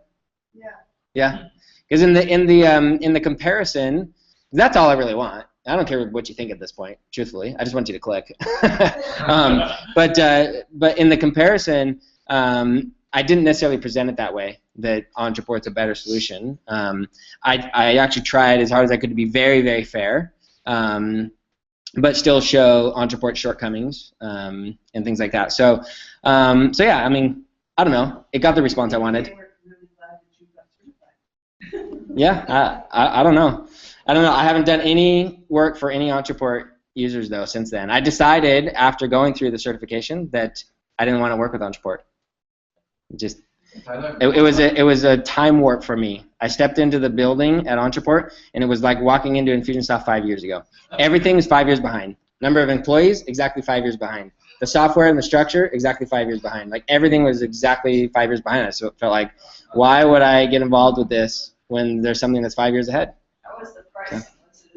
The 5 years. Yeah. Yes. If you look at this email, I mean, there's one question in my mind. What was the purpose of the email? What do you get out of this email? I mean, I know. Great question. I'm sending something. I'm guiding them to some Yep. goal in mind that I have. What goal did you have in mind? Very, very good question. So the question is, what's the goal of this email? What's the purpose? Why are we even sending this? Because I'm not selling anything. I'm not even driving them to like an opt-in or anything. So why are we doing this? It's all about the relationship. So my list, I hope, looks to me for advice about Infusionsoft, growing their business, generating leads, things like that. So if I can continually send them information that helps them along those lines, or at least helps them, validate decisions and builds a relationship of trust and things like that, then it helps me down the road when I want to sell something. So it's all about building that trust and positioning myself as an expert. So when they have questions, they come to me. When they're looking for help, they remember that I'm the guy that's been sending them great stuff all the time and things like that. So that's the only purpose here. Yep, good question. Okay, now this one I have a more clear call to action, and you can see that I've actually followed my rules here. And so maybe that's the difference. When I send a blog post type thing, I haven't really been thinking I'm trying to get a clear action out of them. I just sending them good info. Where here I'm trying to get them to go download something. So this was, again, got great click rate. Download my tracker tool here. So they may not know what my tracker tool is. So a little curiosity factor there. Tracking is always a topic for internet marketing stuff. And then I hook them right here. How do you grow leads from 300 leads per month to 25,000 leads per month? Everyone wants to know the answer to that question, right? By tracking your numbers. I create a tracking tool you can download here. Watch 6-minute video, blah, blah, blah. Watch this video. So this one's anchored on the left margin, like I was talking about. This one here is in the middle of the content. This is about only half the email as well. So there's more content down below, more links, and I think there was a PS as well with another link. And this image is like a little screenshot of the tracker tool, and that's linked as well. Okay, so very good click rate on this one. Yeah, question? So once again, the links are going to the same landing page. Everything going to the same exact place in this email. Yeah, don't get distracted with trying to get them to do a bunch of things. One thing, there's one thing to do here, that's all. Okay? What's for your resource ROI? That actually wasn't. This is an older email. This was, what's that? Don't be stealing my emails. Oh, I thought you said you should use it. You're definitely welcome to swipe it. Yeah. No. It definitely would align very well with our lead source, with our ROI tracker. But that's not what this was from. Yeah. This was 2 years ago. I sent this email. It was a spreadsheet that you enter in numbers and track stuff and creates graphs. Yeah. So, cool. So that's really all I had. Let's open it up to some additional Q&A and discussion. We've been having really good questions throughout the morning here. So I'm going to go back to the online group here and see what we've got from them. So we asked the big red button thing. So Michael's telling us what he was doing. Says, hey, we want to make sure you still want to get messages from us. If so, click the big green button. If not, click the big red button. So I guessed you're right. We positioned the text to remind them of how we were connected and what we offered. We never messed with the opt-out block. We just put the attention on the 2 buttons and some friendly copy that made it all about them and our desire to serve them well. So yeah, that's great. I think it's a really good example of how to engage cold list. Give them that option really clearly. Stay in, get out. All right. Says we also did several batches of 500 people at a time, list of over 20,000 people, so that took a while, to watch spam complaint rates. That's a good idea. You don't want to get in trouble with Infusionsoft, so if you're concerned about a list, start out with small batches. We adjusted the message a couple of times to get it right, then we did box of 1,500 until we clean up the whole list. Good work. Good work, Michael. And by the way, he knew his sales rep, Corey Bendixson. Sarah, when you send these personal notes with time/calendar mentions, hope you had a great weekend, looking forward to Thanksgiving, do you send those outside of the campaign? Otherwise, the time references wouldn't make sense to subscribers who get the email at a different time. Sarah, the truth of the matter is, a lot of those are just broadcasts. I don't have as many automated emails as I actually help my clients set up. And that's primarily because in most cases, to date, I'm not trying to sell a bazillion people a bazillion things. I'm trying to get like 3 private clients, and I might already have 2, and I just need 1. And so I just send out emails whenever I feel like it. And occasionally people call me and say, hey, can we talk about doing, working with you? And so it's a little bit of a different situation. Now, you'll see over the next 6 months, you'll see that change in my business because we're doing this membership site and we've got additional products, and with all that, we'll have much more automated funnels and processes. So to go back to your question, Sarah, yes, I would build things like that and time them in relationship to what you're talking about. So if I said, hey, hope you had a great weekend, I'd send that email on a Monday. And you can certainly time those same types of things and make them look real and personable in the same way. All right, Michael says, if all you have is a hammer, everything looks like a hammer. We have done 2 Entreport clients, and it was exactly like working on a 5-year behind version of IS. The only feature they had that was cool was A/B split testing. Yep. So he reiterated what I said, 5 years behind. Yeah, the A/B split testing is nice. They also have an out-of-the-box integration with WordPress, which is actually kind of cool. And they have the ability to trigger actions on an open, which Infusionsoft doesn't allow you to do, but if you've been following my stuff long enough, you know there's a hack for that, and there's a hack for everything. All right, Marks has to go. Thanks for attending, Mark. See you later. Have a good one. All right, open questions. Anybody have any questions? Hopefully you don't, because there's a burrito sitting in front of me, and I'm going to eat it. And I'm just going to sit here and eat while you guys do something else. No, happy to answer questions. I have a question, but I feel like you want me to bite in. No, go ahead. Just ask it really slowly. I'm going to draw this out. It's kind of in regards to what Michael was asking earlier. What are your thoughts about using 2 systems, so like Infusionsoft, like we use it for our CRM system, for all our lead gen funnels, for our experience stuff, and membership programs. And I've heard that there's a benefit to using another email provider, InterSpiral or Smile, just for the emails, for like third-party promotion, for blog posts, to help keep spam complaint down, keep going to the inbox. Yep. Yeah, so I've mentioned this before. It's kind of a sore subject for me. Infusionsoft publishes the rate that's acceptable to them for spam complaints. And it's the same across the board. It's industry-wide, 1 in 1,000. Okay? For every 1,000 emails that you send, up to 1 complaint is acceptable. Beyond that, it becomes a problem with spam complaints. Okay? And so what they will always tell you, what's published or anywhere they talk about this stuff, is as long as you stay under 0.1%, you're fine. My experience says that's not exactly the way they treat it, because they're watching graphs of spam complaints. They got little monitoring tools, and they'll see spikes. If I send to a list of 200 people and I get 3 spam complaints, I'm way out of the range, right? I'm way beyond where I should be. My spam complaint's super high, but it's a little tiny blip on the radar. They're not even going to notice. So they're not going to call me. They're not going to do anything with me. It's not an issue for them. But if I send to 500,000 people and I get a 0.1% complaint rate, it's a massive blip on their screen, and they're going to be calling you up. So that's the frustrating thing for me, because I don't feel like they really stick to what they say is the rule. So in those situations, if you have a really big list, I've seen it where it works, where you've got 2 different systems. You send your broadcast and your lead generation stuff and all that kind of front-end stuff through the other system, and then do all your, once they become a customer, or once they opt into something that's very clear that they know what they're getting themselves into, then you send all that automation through Infusionsoft. So I have clients that do that. I've seen a lot of big Infusionsoft users who do that.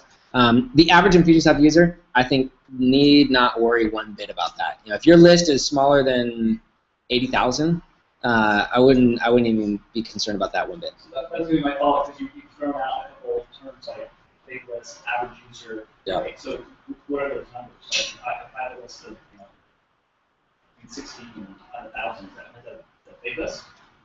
Or the smallest is 10,000 big? Or does it have to be in like the I think anything over about 50,000, you probably ought to start being cautious. But if you've got a list of 50,000 people, and you've been actively nurturing that list, and you don't get spam complaints, I wouldn't worry about it. It's usually when what happens is people with big lists know how to generate leads. That's why they have big lists, and they're often doing it through JVs and advertising deals and whatever. So they've got masses of people coming in all the time that are new. And it's those new leads that tend to cause problems. Or if they have an old list that hasn't been nurtured well and they try and reactivate it. So, yeah, if you've got an old list, even if it's smaller, I mean, if it's 20,000 or 10 to 20,000, and it's cold, I wouldn't put that in Infusionsoft probably.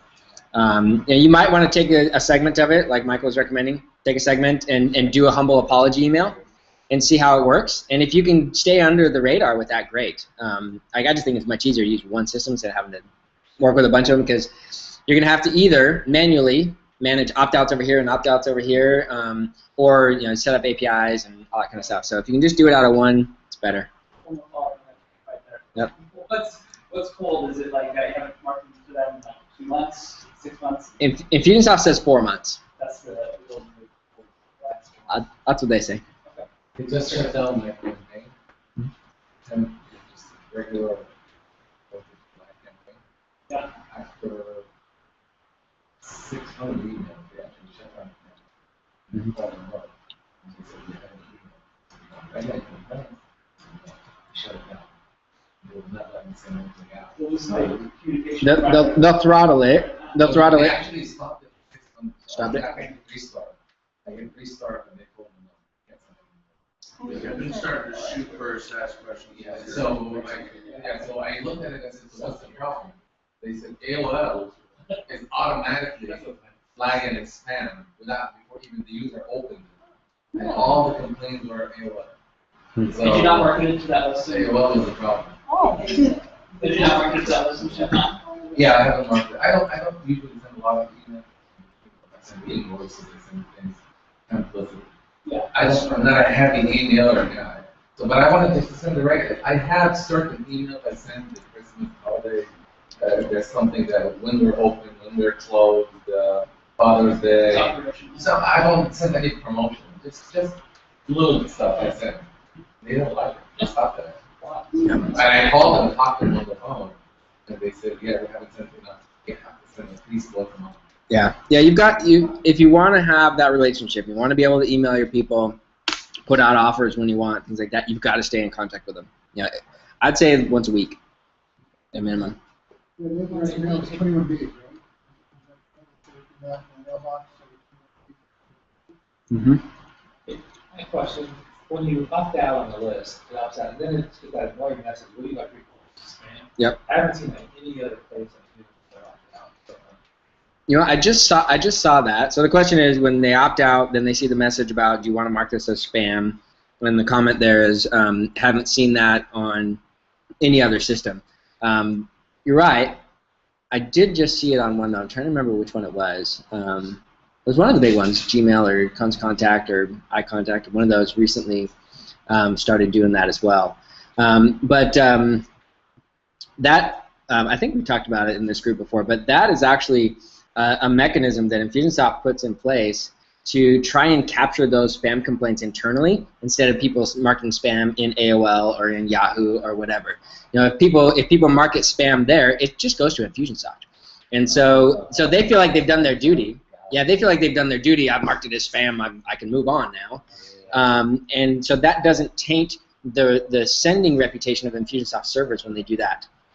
And so it's actually, I think, a smart mechanism to give people that option to mark it as spam, feel like they've done their duty and whatever. Now, when Infusionsoft wants to get nasty with you about your spam complaint rate, they'll look at the rate of ISP complaints and internal complaints and add them all up, and they'll look at that together. Now, excuse me, let me show you where you can see the difference. What's the likelihood of Infusionsoft ever allowing people to server? Good question. Will Infusionsoft ever allow people to manage their own server? So they get a dedicated email server. Yep. They used to do that. Really? You used to be able to pay like $1,000 a month and get your own dedicated server, your own IP address and everything. What happened was the people that were willing to spend the money were also the big emailers, and they would just blast the heck out of their list, and then their reputation would go down, and they'd stop getting in the inbox, and then they'd blame it on Infusionsoft. You guys have terrible deliverability. And so Infusionsoft's like, you guys are doing this to yourselves, but they didn't want to believe that, and no one wants to take the blame themselves. And so Infusionsoft stopped offering that service because it started to get out there that Infusionsoft has terrible deliverability when it really was these people's fault. So, yeah, I don't think they'll ever go back to that. Yeah, well, for that reason. I know before we were using Interspire and Infusionsoft just because that better deliverability of Interspire, but I don't know if it was just because we hardly use that. But what I would do if you're ever looking at using a secondary system like that, or if you're trying to just use another system and not use Infusionsoft because you're concerned about deliverability, is do a true head-to-head split test. Because I had heard for years that from clients and big Infusionsoft clients and whatever that Infusionsoft deliverability was terrible. And so I actually sat down with Frank Kern once. He has a big list, and we split it evenly. We sent half in iContact, half in Infusionsoft. This was 4 years ago maybe. It was pretty much identical deliverability. And this was right during the big hype of iContact's the new great thing, and it gets great deliverability, and Infusionsoft is terrible, and that's what everyone was saying. And they were identical. I wasn't personally involved in this one, but the person at Infusionsoft who was in charge of the relationship with GKIC did the same thing with their list. But I think that one was Aweber and Infusionsoft, identical deliverability. So I have yet to see a true head-to-head split test that shows that Infusionsoft has terrible deliverability or it's worse than anything else out there. It usually comes out pretty much the same as everybody else. People get in their minds, though, you have an experience. Somebody replies back to you and says, "Oh, all your emails are in spam," and you start thinking, "Man, all my emails are going to spam." And they're oftentimes one-off, isolated situations and things like that. So, anytime you're trying to make a decision around that, just do a true head-to-head split test, and get some real data versus what our emotions tell us when we get heated emails and things like that. Okay, look, this email complaint summary. I think this is the one. Yeah, this one. So this is a test account. So there's no data here, but it will show you a red line for your ISP complaints and a blue line for the internal complaints. So you'll see your actual rates, or at least the actual volume of complaints that are coming through ISPs, and those are the ones that Infusionsoft is mostly concerned about because those are the ones that taint the server's reputations, versus the internal complaints here. So it's interesting. I don't look at this super often, but it's interesting occasionally. If I have a launch going on or if I'm sending a big broadcast or something, I'll look at these occasionally. But you send tags when people opt out. You can. Yeah, it's a good. Email bounces or any of those things. Yeah, good question. Let's go to marketing settings.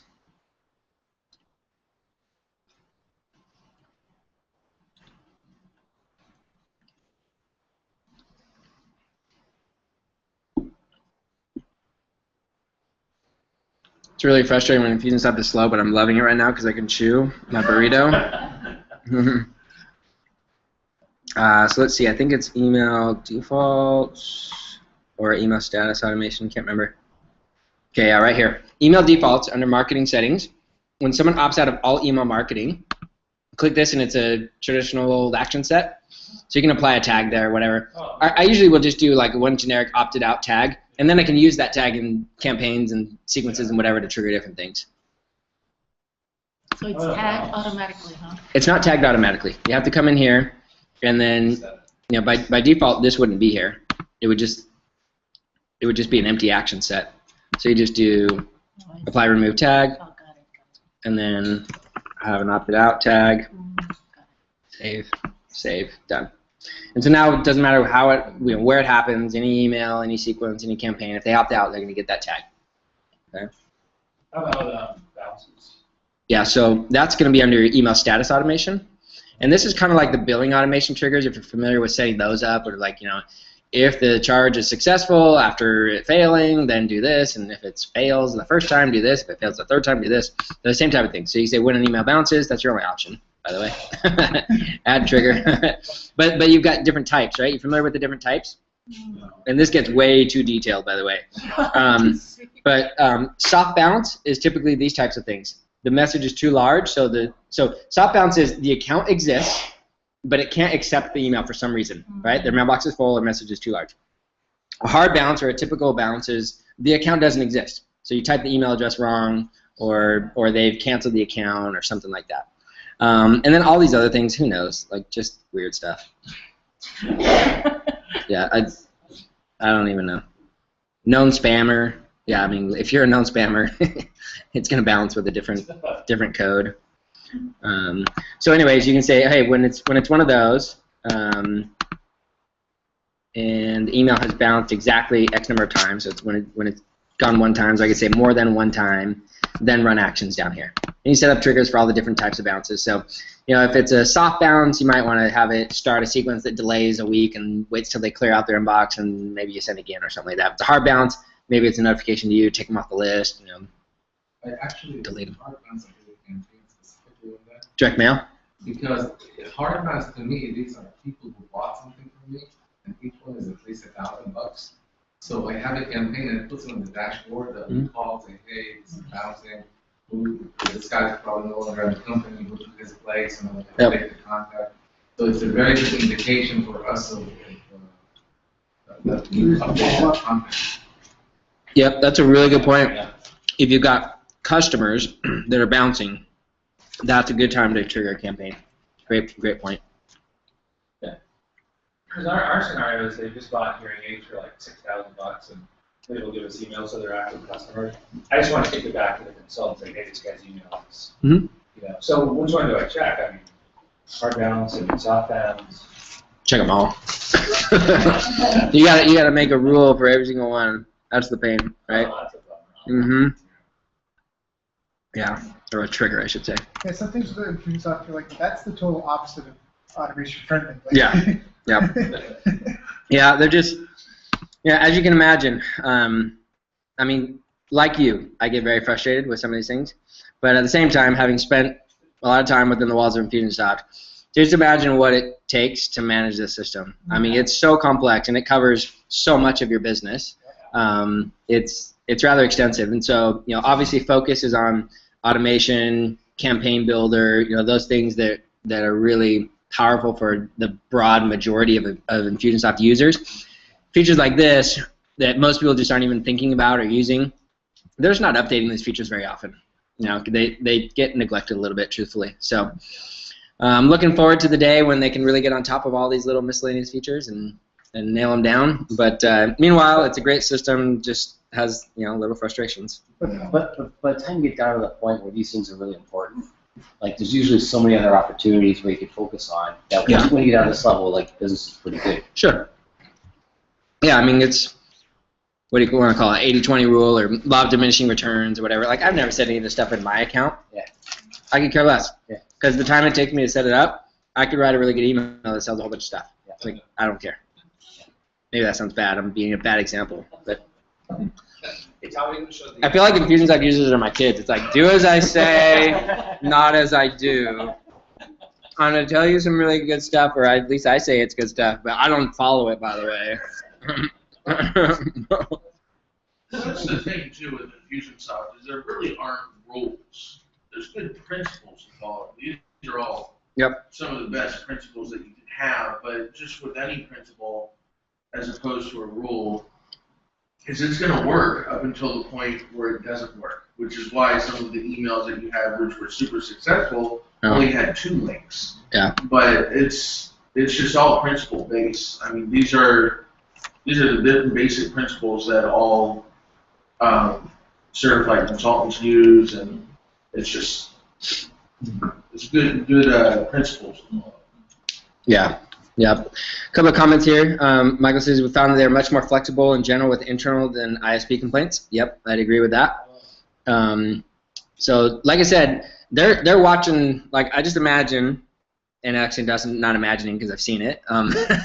There's a little man. He's sitting in front of a big screen, and there's this little graph. And when it spikes up, he says, "Oh, spam complaint. There's a spammer there. I need to block his account or whatever." And that's primarily on the ISP complaints, not the internal complaints.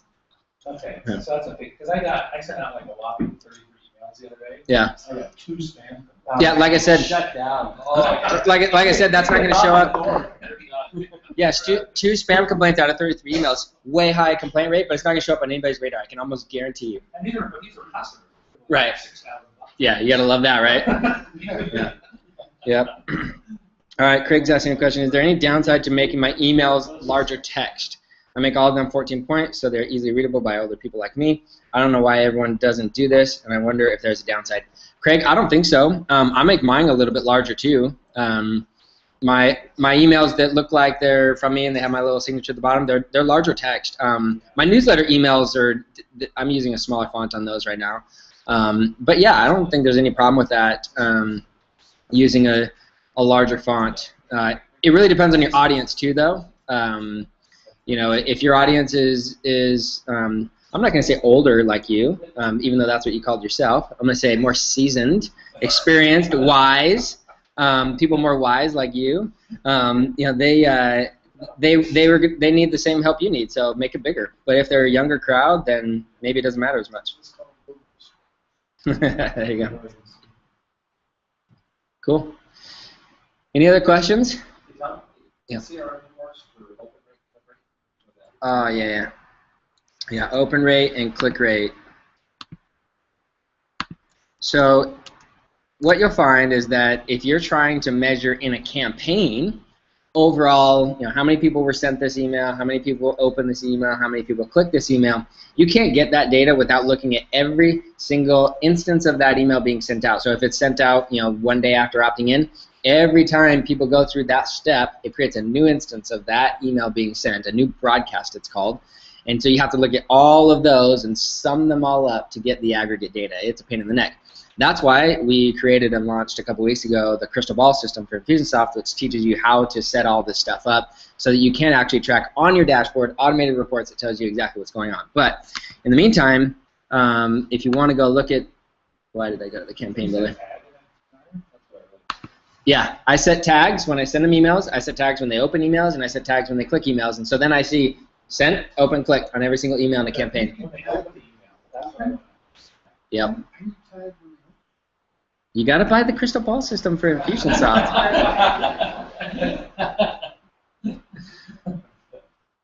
So you go to your email broadcast right here under Marketing Reports. And start over. Select the date range you want. You guys know the hotkeys, right? T for today, H goes back a month. H, H, H, H. T for today. Yep. And then if it was a broadcast that you manually sent, it's going to be sent under your name, so select your name. If it went from the system, so if it was automated in any fashion, even if it's you doing a note template that then triggers an email, that's sent by the system. What I'll often do is just search them all, unless I'm looking for something specific. And so this shows every instance. Oh yeah. Was this here last time we had a user group meeting? Yeah. Did we talk about that? Yeah, you talked about it. So let's see how my wife did here if she opened and clicked my emails. Well, there's nothing to click in these. So those of you that weren't here, I automated my 15-year anniversary. Yes, that's really geeky. I'm sorry. This is a test account, but that campaign was actually a real campaign going to my wife. Yeah. Yeah. Well, I was in Yosemite for the whole week of our anniversary. And so the fact that I set up something that took care of it while I was gone, yes, it shows that I care. Now, if I was at home and I was in my office working away and she was getting the automated emails, hey, happy anniversary, honey, that would be a problem. But no, I had an email go out every day of the week. It was anniversary week. And And what's that? Yeah, the opt-out link was a period, exactly. It was 30 hard returns to push it way down below. So yeah, if you come here, you can see total sent, how many opened, how many unopened, bounces, clicks, opt-ins, opt-outs, complaints. Is there special fee for this? Well, it's plain text email.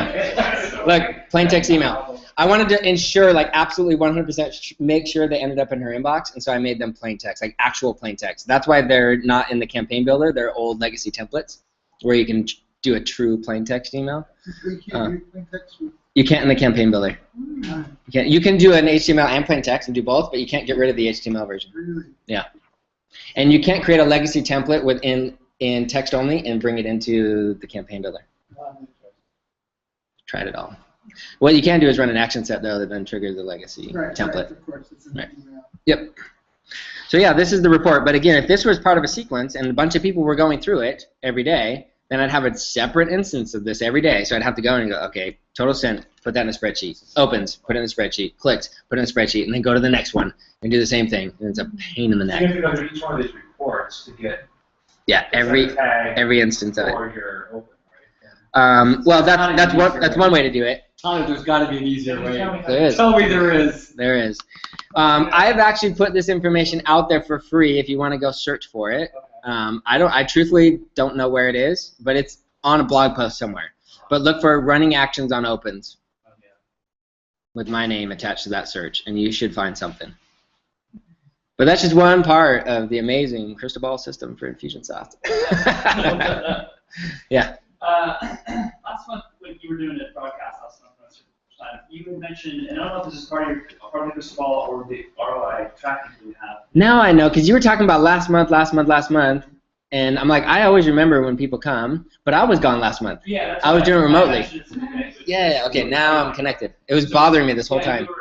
I was in Utah. TV there. You had mentioned something about being able to track, I think you called it attribution. Yep. Yeah, so you can actually track sale or order from the specific action, from this email, from this. Yep. Is that in the crystal ball or the ROI? Yeah. You mentioned two different things. Yeah. So what's in the crystal ball system is the question. It's the ROI tracker tool, which is you can actually get that tool for free, and that tool helps you track lead source and understanding your lead source ROI. I'm spending money on Google AdWords. How much do I spend? How much do I get in return? And understanding that at a campaign level or even down to the ad level. That's what the ROI tracker helps you do. So the first module in the crystal ball system is actually advanced training on that. And then the second module is attribution tracking. That answers the question, okay, once they're in my system, and now they're going through my email sequences, or I got reps calling them, or they're attending webinars or whatever, what is it that finally pushes them over the edge? To what do we attribute the sale once they're in? And that's a system of setting up particular tags and tracking so that, again, those numbers show up on your dashboard automated. And then the next part is the campaign email conversion, which is what we're talking about now, how many sent, opened, and clicked across your campaigns. The next part is entry point tracking. And so you've got your attribution, you've got your lead source, but then I've got a new opportunity to advertise somewhere. Where should I drive that traffic? Should I drive them to my free report, to my webinar, to my other free report, to a demo? You're guessing, unless you've done the right kind of tracking to know, hey, when I drive traffic into the demo first, and then maybe the follow-up sends them to the free report or something, I know I get best conversion out of that. So that's entry point tracking.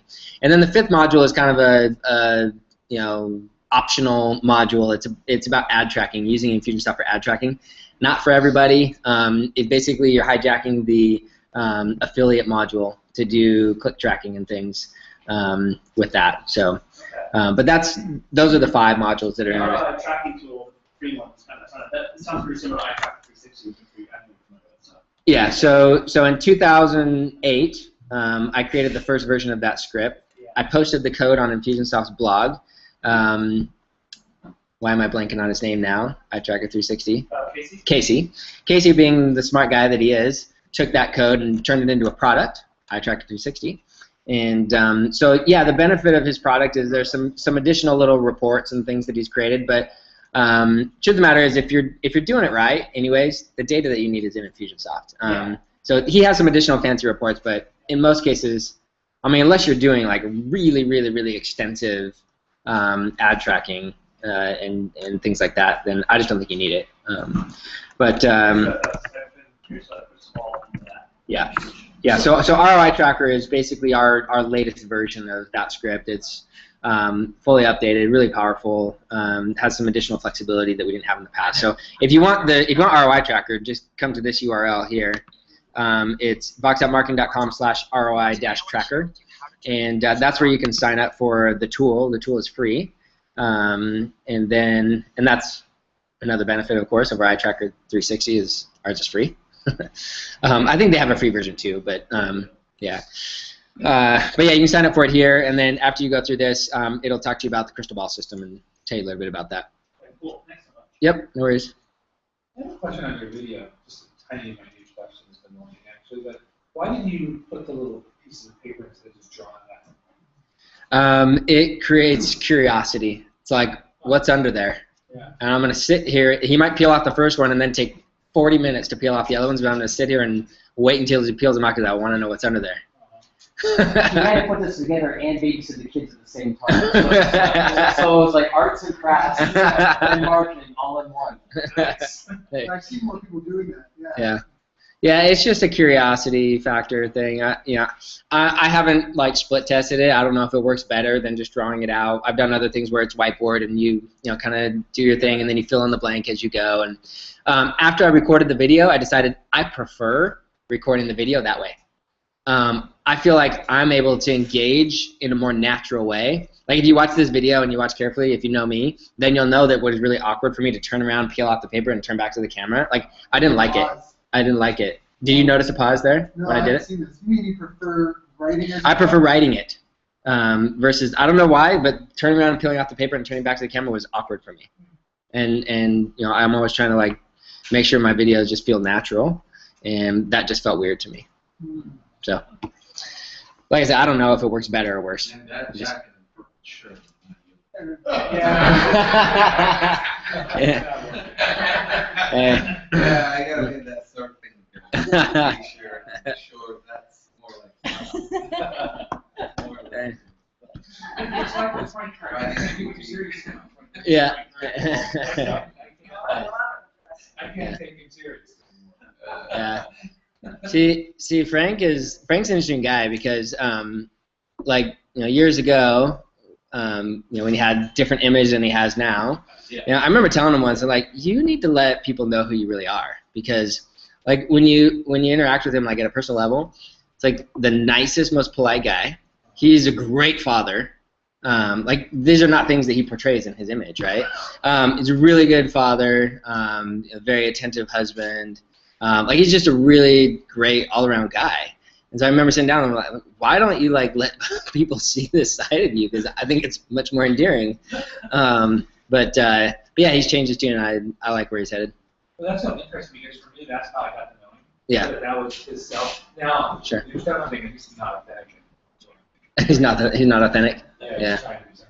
Yeah. Interesting. Yeah.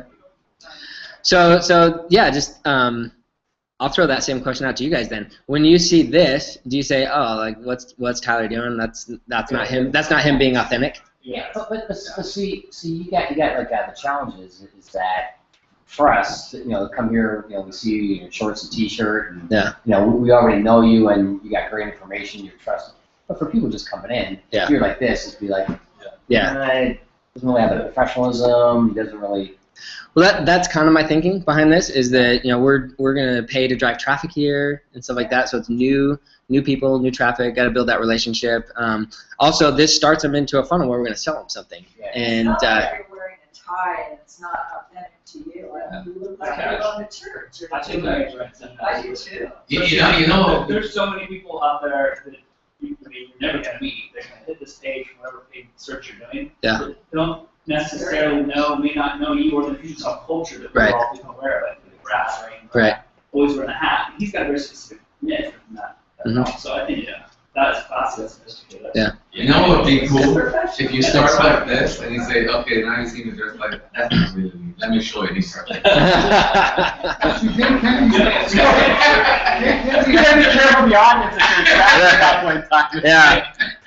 No. And you bring your surfboard and you put it right there and say, that's me. Nadal's got some interesting ideas here. That was something in one of the Kennedy seminars he talked about, that he actually planned on his long seminars. That day 1, he'd be in a tight suit. Day 2, the jacket would come off. Day 3, the sleeves come up because he wanted to create that, like the bonding. Sure. Yeah. Sure. Yeah, I mean, it's not a bad idea to start with that and then break it down. Do one page with another page and see how the response is. We actually ran an A/B split test on this, not on that page, but on the back end, on the pricing. Did anyone go through this and see what the pricing is? So the pricing, well, what would you expect for a training system that teaches you how to track all the things that I just talked to you about? $1,997. Okay, that's not it. But that's not it. Boom. Was it? $2,999? No. It's probably $699. $699. Okay, so we tested $497 and $997, and yeah, $997 didn't perform very well. $497 did much better, so we turned off the test. Yeah. So So it's how much? $497. Okay. $497. That's a double. A double? I mean, Yeah, but $497 and $997. Yeah, but we didn't get half the sales. If we got half the sales, I would have stuck with $997. Right? Yeah, actually, I heard about that first digital marketer. They did that, where they did some tests, and they had 2 or 3 times the number of conversions before they said. Yeah. Digital product. Yeah, it's actually 10 in this situation, 10 times the conversion at $497. That's an easy ad. Yeah, it's easy to make that decision, right? But I've had others where the more expensive option sells less, but the rate is still high enough that I'm making more money, so I'll stick with the higher option. And that's with your list you're driving, or are you driving? I haven't driven any paid traffic yet. There's some things I want to fix in the process, in the funnel, that I've identified.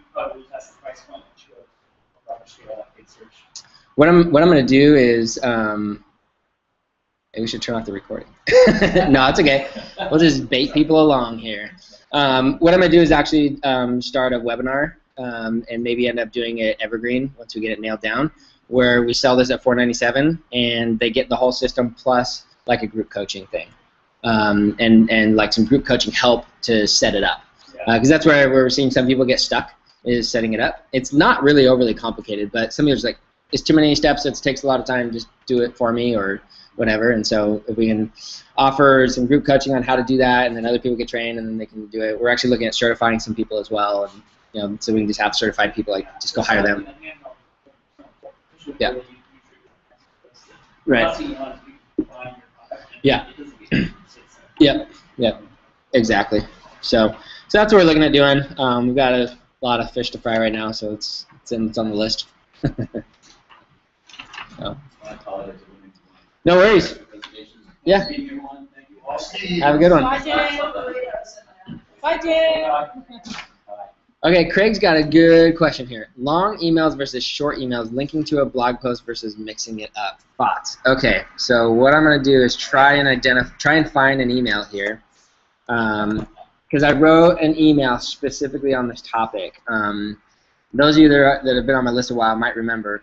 I went to a digital marketer conference, and their stuff is usually awesome. And this particular conference was Email World, I think, right? It was just terrible. It was bad. And the speakers were talking about very outdated recommendations. And one of the speakers got up and just basically said, like, long emails are dead. You should never write a long email. It needs to be super short and to the point. And if it's a long email, no one's going to respond. I mean, he was just adamant that was the case. So basically, as he's speaking, I'm writing this email to my list, saying, hey, this guy's saying this. I'm going to test it. I'm going to write a super, super long email right now. And I just wrote a long email. And the last thing, I don't think there were any links or anything. The last thing was just reply if you read this whole thing. And I got tons of replies, flooded with replies. And then I think I put on a blog post or something like that. Here's the results. Tons of replies. Just proves that guy's totally wrong.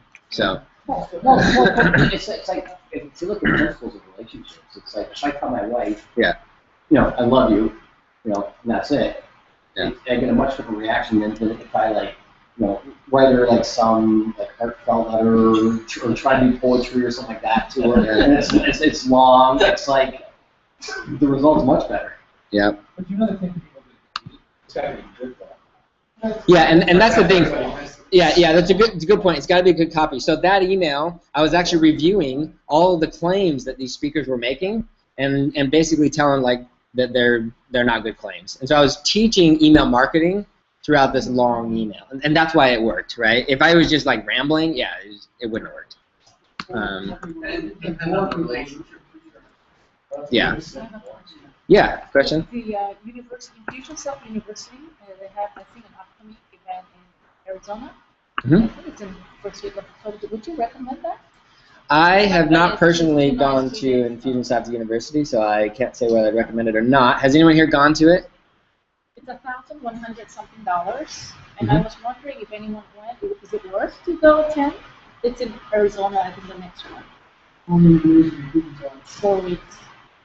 For you, if you can use Infusionsoft for 4 weeks, it might be a good way to condense your learning. I mean, the learning curve can be really long for some people. No, I mean, if it's something, I just didn't know if it's worth, like the speakers are not, I've had clients who send like marketing people to that, and Infusionsoft, and I look at the things that they've done. It's like good practice, or it's good like technical learning, how to like learning where to click and how to click and how to set banks, stuff like that. The practical side of it, there's not much. There's not much practical stuff. I think like even better is if Tyler's got if he has like see if he has more strategy. Well, but he just ran a. We just did an event last week, and yeah, what we did is Infusionsoft University has their model, and that's the feedback I always hear.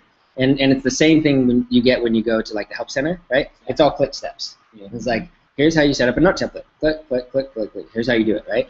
But they don't often put it all in context. And so we did a week-long training week before last, where we just presented everything within business scenarios. So let's just say you have someone that calls up your office and they're requesting this information. What do? We go into Infusionsoft and show you how to set it up and how to use it and that kind of thing. So we have the recordings of all that. We haven't put a price on it yet, but I can guarantee it'll be cheaper than that.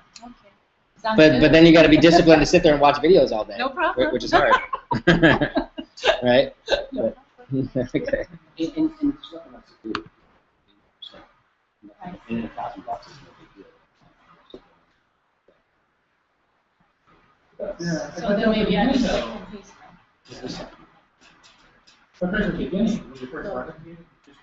So I'll just. Yeah. Just give me your business card. Yeah, give me your business card. Ready? Yeah. Just write it down.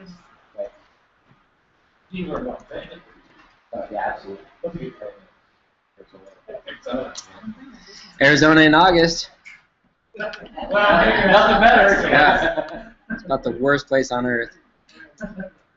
So weird having a place for summer. Yeah. On Canada, like summer's always it's it.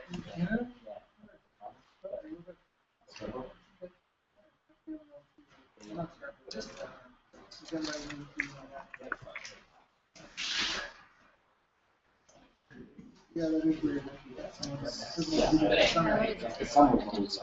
Yeah. Next time I see you, I'll give you my card. In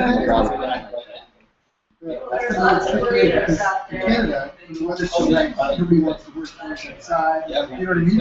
Here, the weather's... Well, hey, look, we may as well officially wrap up, so if you guys need to go, you can go. Thanks so much for coming. I always enjoy these meetings, and I really appreciate you guys coming. So yeah, I'll be here for the next few minutes if you have additional questions or whatever. That's my baby. She's amazing. She's amazing. Oh my gosh. How old is she now? 8 months.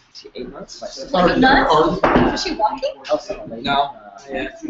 She's everywhere. That's my email, my business email. That's Perfect. where I'm here right now. Okay.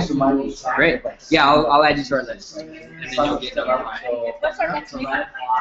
it's what is it? The third Tuesday of every month. Okay, the third Tuesday. Third Tuesday of every month. Nice to meet you. Thank you so much. Yeah, that's what I'm looking for. Yeah.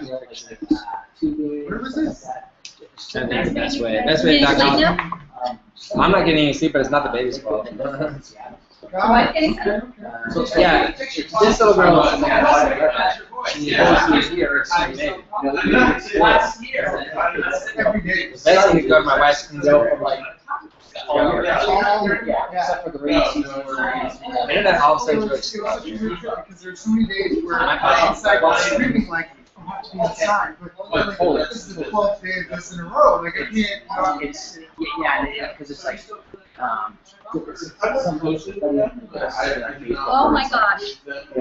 She is so Just like cute. 14 more weeks. Yeah, that's really slow. It's like, barbecue, I kind of miss it though, because. So- I was gonna ask, hey, it's gonna be tricky. I have 2 years to Yeah. Sorry, I was gonna ask about that. Because as soon as I saw that in the email, I haven't really, so I was like, okay, I know how guys are, some guys, listen to it, people who change it. That makes So sense. it was through us. Like, wintertime, I didn't know that was you recent. down, Yeah, so, December. Oh, So we got her. oh, you got it. Yeah, yeah, we were there. there it's just like, Yeah, it's so cool. Yeah. So yeah, so you've got first 5. well, I don't It's need like, to they've already got like, Yeah. yeah. Yeah, 3 boys first. Yeah, and I don't want to work all the time, so it's like, 14, okay. So 14 was like, 14, 12, 8. okay. And then you're born. Yeah. You're like right back in it, like one of the Yeah, seriously, like, yeah, we tried to adopt three at the time. It took us 3. Well, it took us almost 3 years. Yeah. And so when it finally happened, that's when like my reaction was like, wait, Yeah, bring out the change the table. Yeah. all the stuff, diapers, high chair, and everything. Yeah, that's the thing. Yeah, stuff all over. Unbelievable. So I told my wife, I'm like, I'm just feeling sick. Yeah, that's what happened. That's what happened. Well, you go to Leo. My brothers have a 3rd kid. We both have 2. He's having a 3rd kid. And our youngest, we both have 2.5-year-olds. They're about potty trained. So he's like, get the crib, get the room ready. And I'm like, I'm done, dude. I'm like, once this guy's potty trained, I'm out. We're going on vacation. I take the convention. Yeah. Yeah, we're on the weekend and they're like setting up the crib, the newborn, the whole thing. I was like, okay. That's cool, but congrats. So I want to ask you something. I'm going to I asked this last month. I don't remember, I was remote, so I was like sitting right there. I'm curious about your passions, so being dramatic. But more importantly, who knows that do the run or are they like developers who are like really? It was mostly business and most of them brought their person who does that review time, like Yeah. and then a couple of them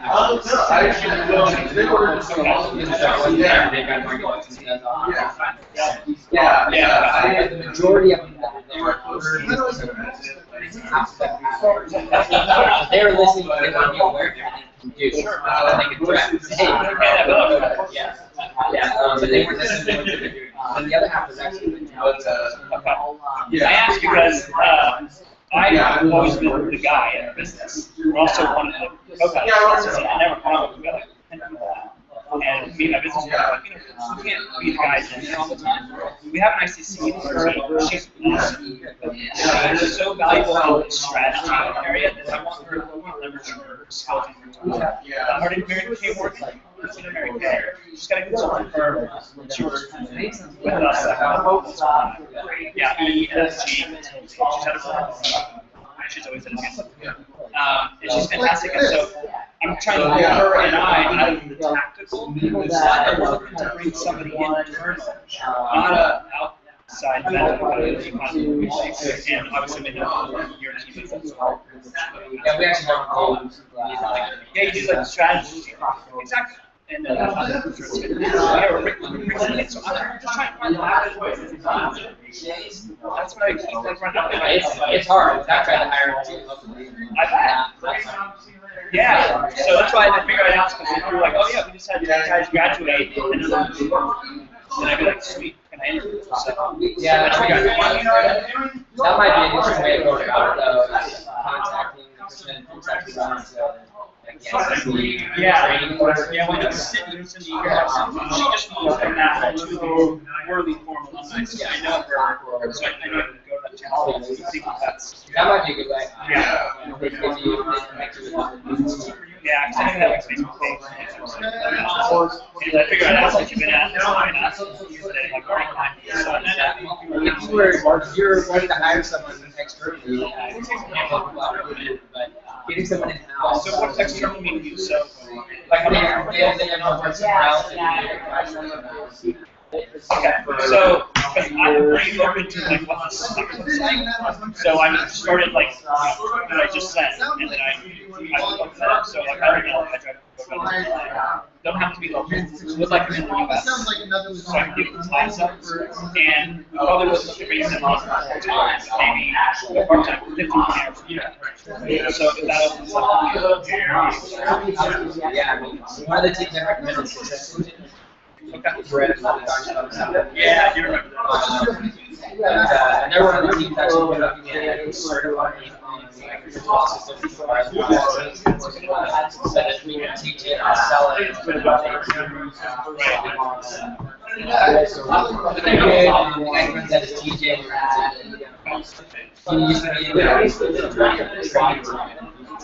he knows how to train people.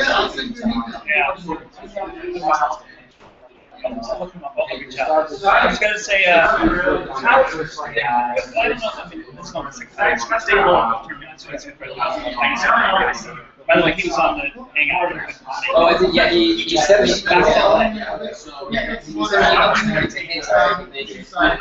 yeah, he texted me. He's like, oh, so, I'd be happy if you like how do you got your so like get people here? No, so like to certified. I know you just had your mastery. Yeah, no, we've got some relationships with other like ICC,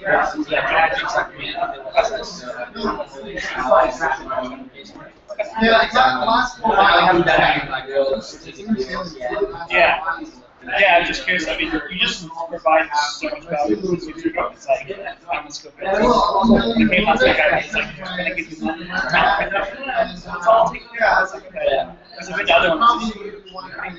So there's a way to figure that out. We just have extra letters. Greg Jacobson's, he does start, and he was running his little group before he so they let him and just a couple others. Yeah. So speaking of the having the kids thing, 5 years ago, my business partner and I helped Greg start Gilly. So he came to us, we kind of, so hey, you want to do that? So we use our office space, we helped him launch it, set it up, and then my daughter was born, and it's about 7:30 a.m. I think it was like 8 in the morning we started, and I was like, you need to help helping my wife was working really fine, so I couldn't go, and that's why I was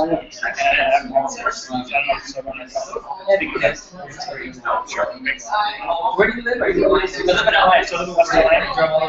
Yeah, well, so the LA one used to be close to me when it was at our office, and then I got it 5 years ago. He moved it to Pasadena, which is much smaller. And I know and it just like, I like Craig, but he's different. He's got a different approach. So, anyway, so a couple months ago, Dave was like, I go to Tyler's, I want to make the drive, so kind of and it was the one we were here. He's like, sorry, I'm not I just want to be. Yeah, thanks for driving down. You can always join on the website too. So. I know, and I probably will. Maybe you see how it goes. So, thanks for coming. So, yeah, cool. Anyways, yeah, I just want to share. Yeah. Where in West LA? Oh, well, Brentwood. So sometimes this is not Brentwood's kind of small.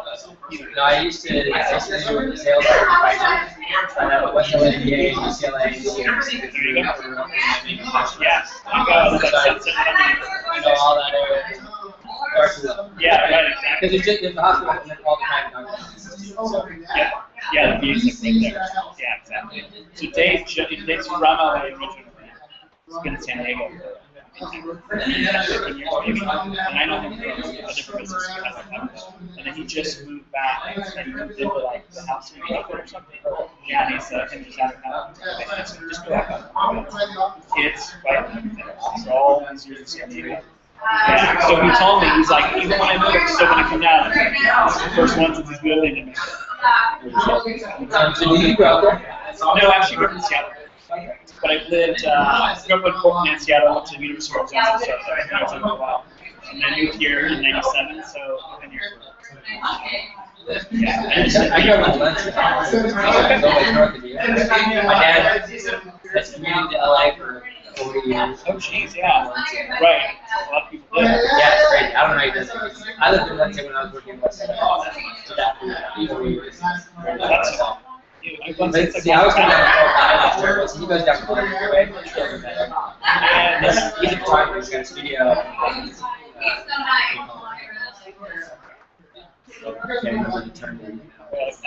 He doesn't do portraits. It's all portraits. Commercial. Yeah, so this studio is down on Brea. Oh, yeah, sure. Yeah.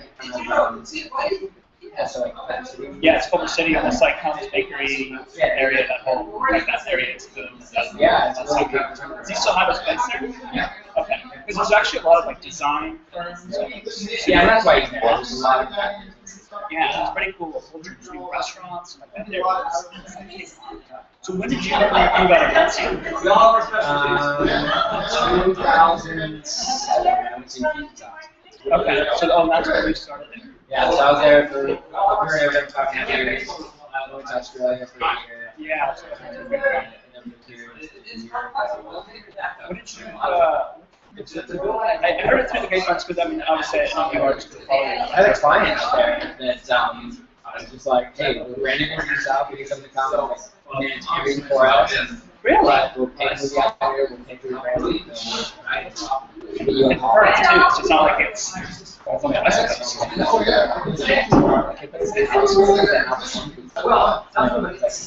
It was awesome. And it was like great experience for my kids. They went to school.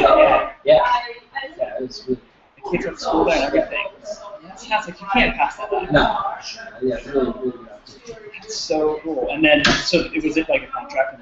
Yeah, we didn't really know how long it was going to take. So he's like, yeah, I think it's like 1 to 2 years. And the kids were at an age, so 14 though, so 9th grade, 8th grade? Yeah, he's going into 9th grade this year. So he's in 8th grade. He's in 7th grade there in Australia, 8th grade here.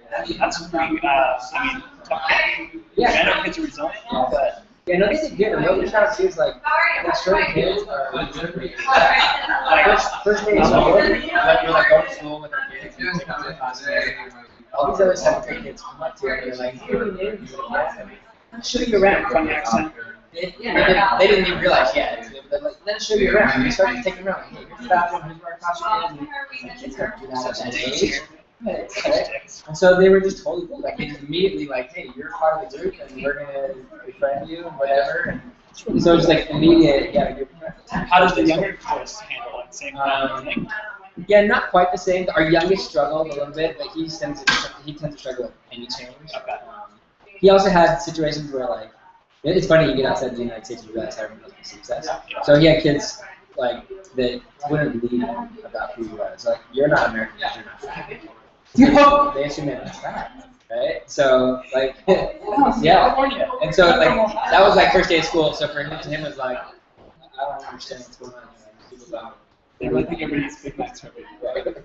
That's awesome. It's sad, right?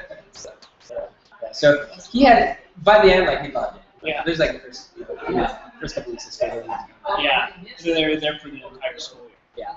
And knowing that you guys were going to, so they were just kind of like live in the moment. Yeah, they just had fun. Like, they had fun. They made really good friends. Like, my wife tells me now, like, she's like, my friends there, she's like, I feel closer to them than any friend I've ever had. We were there such a short time. It was really, really interesting. Like, we had really good connection. Really cool. And then, so then coming back here, how come you landed? Are you in San Diego or are you in? We're in San Marcos, Canadian North County. But yeah, when we came back, we're like, let's just take some time, look around, figure out where we want to be. Okay. We're both in California, Oh, she is as well. Yeah, so we thought we would end up here, but we're like, let's look, Colorado, Utah, or wherever. I mean, really open. And yeah, so we decided, because we decided, hey, we're gonna try the kids are the age now where we need to be stable. Yeah. And so you were we looking really to like that area. move and then move again. Yeah, we're gonna move. Yeah, and then go back to Phoenix, especially if you're from here. Definitely. Where is she from? California. Southern California? Valencia also. That's as well. Yeah, we met at high school. Okay, right on. And her parents now are in Temecula. That's pretty close. That's the same thing. My wife and I, when I moved here the first time, we moved to New York in the early 2000s, like 9/11. Yep. And it was the same thing. We lived there for like 5 years, and I was like, you know what? I want to have the stability, have kids, grandparents, the whole thing. That's actually about us back here. Yeah. Otherwise, if we live in New York, then it's one of those things that have so much fun. But then it's like you need to, yeah. That's so cool. I could see doing that. In a number of years, like kids want to go to someone's house. I mean, if you're able to do it with the work thing, that's like that just doesn't happen, right? Yeah, it was just like dream scenarios. It was great. Did you have to mull that over, like think about it, or It's were you like, funny sure? because he presented this opportunity to us, and I was like, I don't know, I have a business, and I was 10 months into starting my own business. I'm like, it's going up, it's going good, It bucks out. No, actually, it was just like, Yeah. so I was just doing that, and it was working out well, and I was starting to build a little team there in Arizona, and all that was happening, and so I presented it to my wife, and she's like, let's go. Like, she didn't even think about it. She's a done deal for her. And probably because her family lived in Germany for 5 years while she was growing up. So she has really fond memories of that, and it's a great experience for them. So she's like, yeah, we love that. Yeah, she knows the international experience, like how it shaped her from today. Exactly. So she was down with it right away, and then I had to be like, okay, wait, now I got to think about this seriously. Yeah, so if you're ready to go, I'm not sure I am. Yeah. So yeah, we thought about it. Yeah, let's do it. Yeah. That's so cool, man. That's a cool story. Yeah. It was really fun. All right, I better hit up so I can hear. Yeah, I ask you. I had 2 other questions. Cool. The Google Hangout. Yeah. How do you access it? I just, in case I can't. Are you on my list? You know what? I'm not. So Dave forwarded to me. That's my last question, by the way. How do we find that? Yeah. I should ask that first. Yeah, just put your name and email there, and I'll be on the list. And then every month I send out an email saying, hey, here's what's going on, here's the topic, and here's where you go register. So, my oldest son's name is Spencer Tyler Garden. Shut up. Yeah. Really? Yeah. And my son has my middle name, Pembroke, too. So Really? What? Yeah, That's a trip. Spencer Tyler Gardens, that's his name. That's a trip. Well, you got to tell him who you met today, then, Yeah. obviously. I'll give you my work. Okay. It's really long, but it's the company name. That way you can look this up too if you want. Okay. It's an L. Yeah. Optimal Wellness Labs. Optimal Labs, yeah. Okay. You may have met my business friend, Rick Lugash. You meet some people that Yeah. That name sounds familiar. Yeah, he's the, I handle like operations and all the technology and systems and stuff, and he's business stuff, so he's like out there. So he meets like more people. I'm more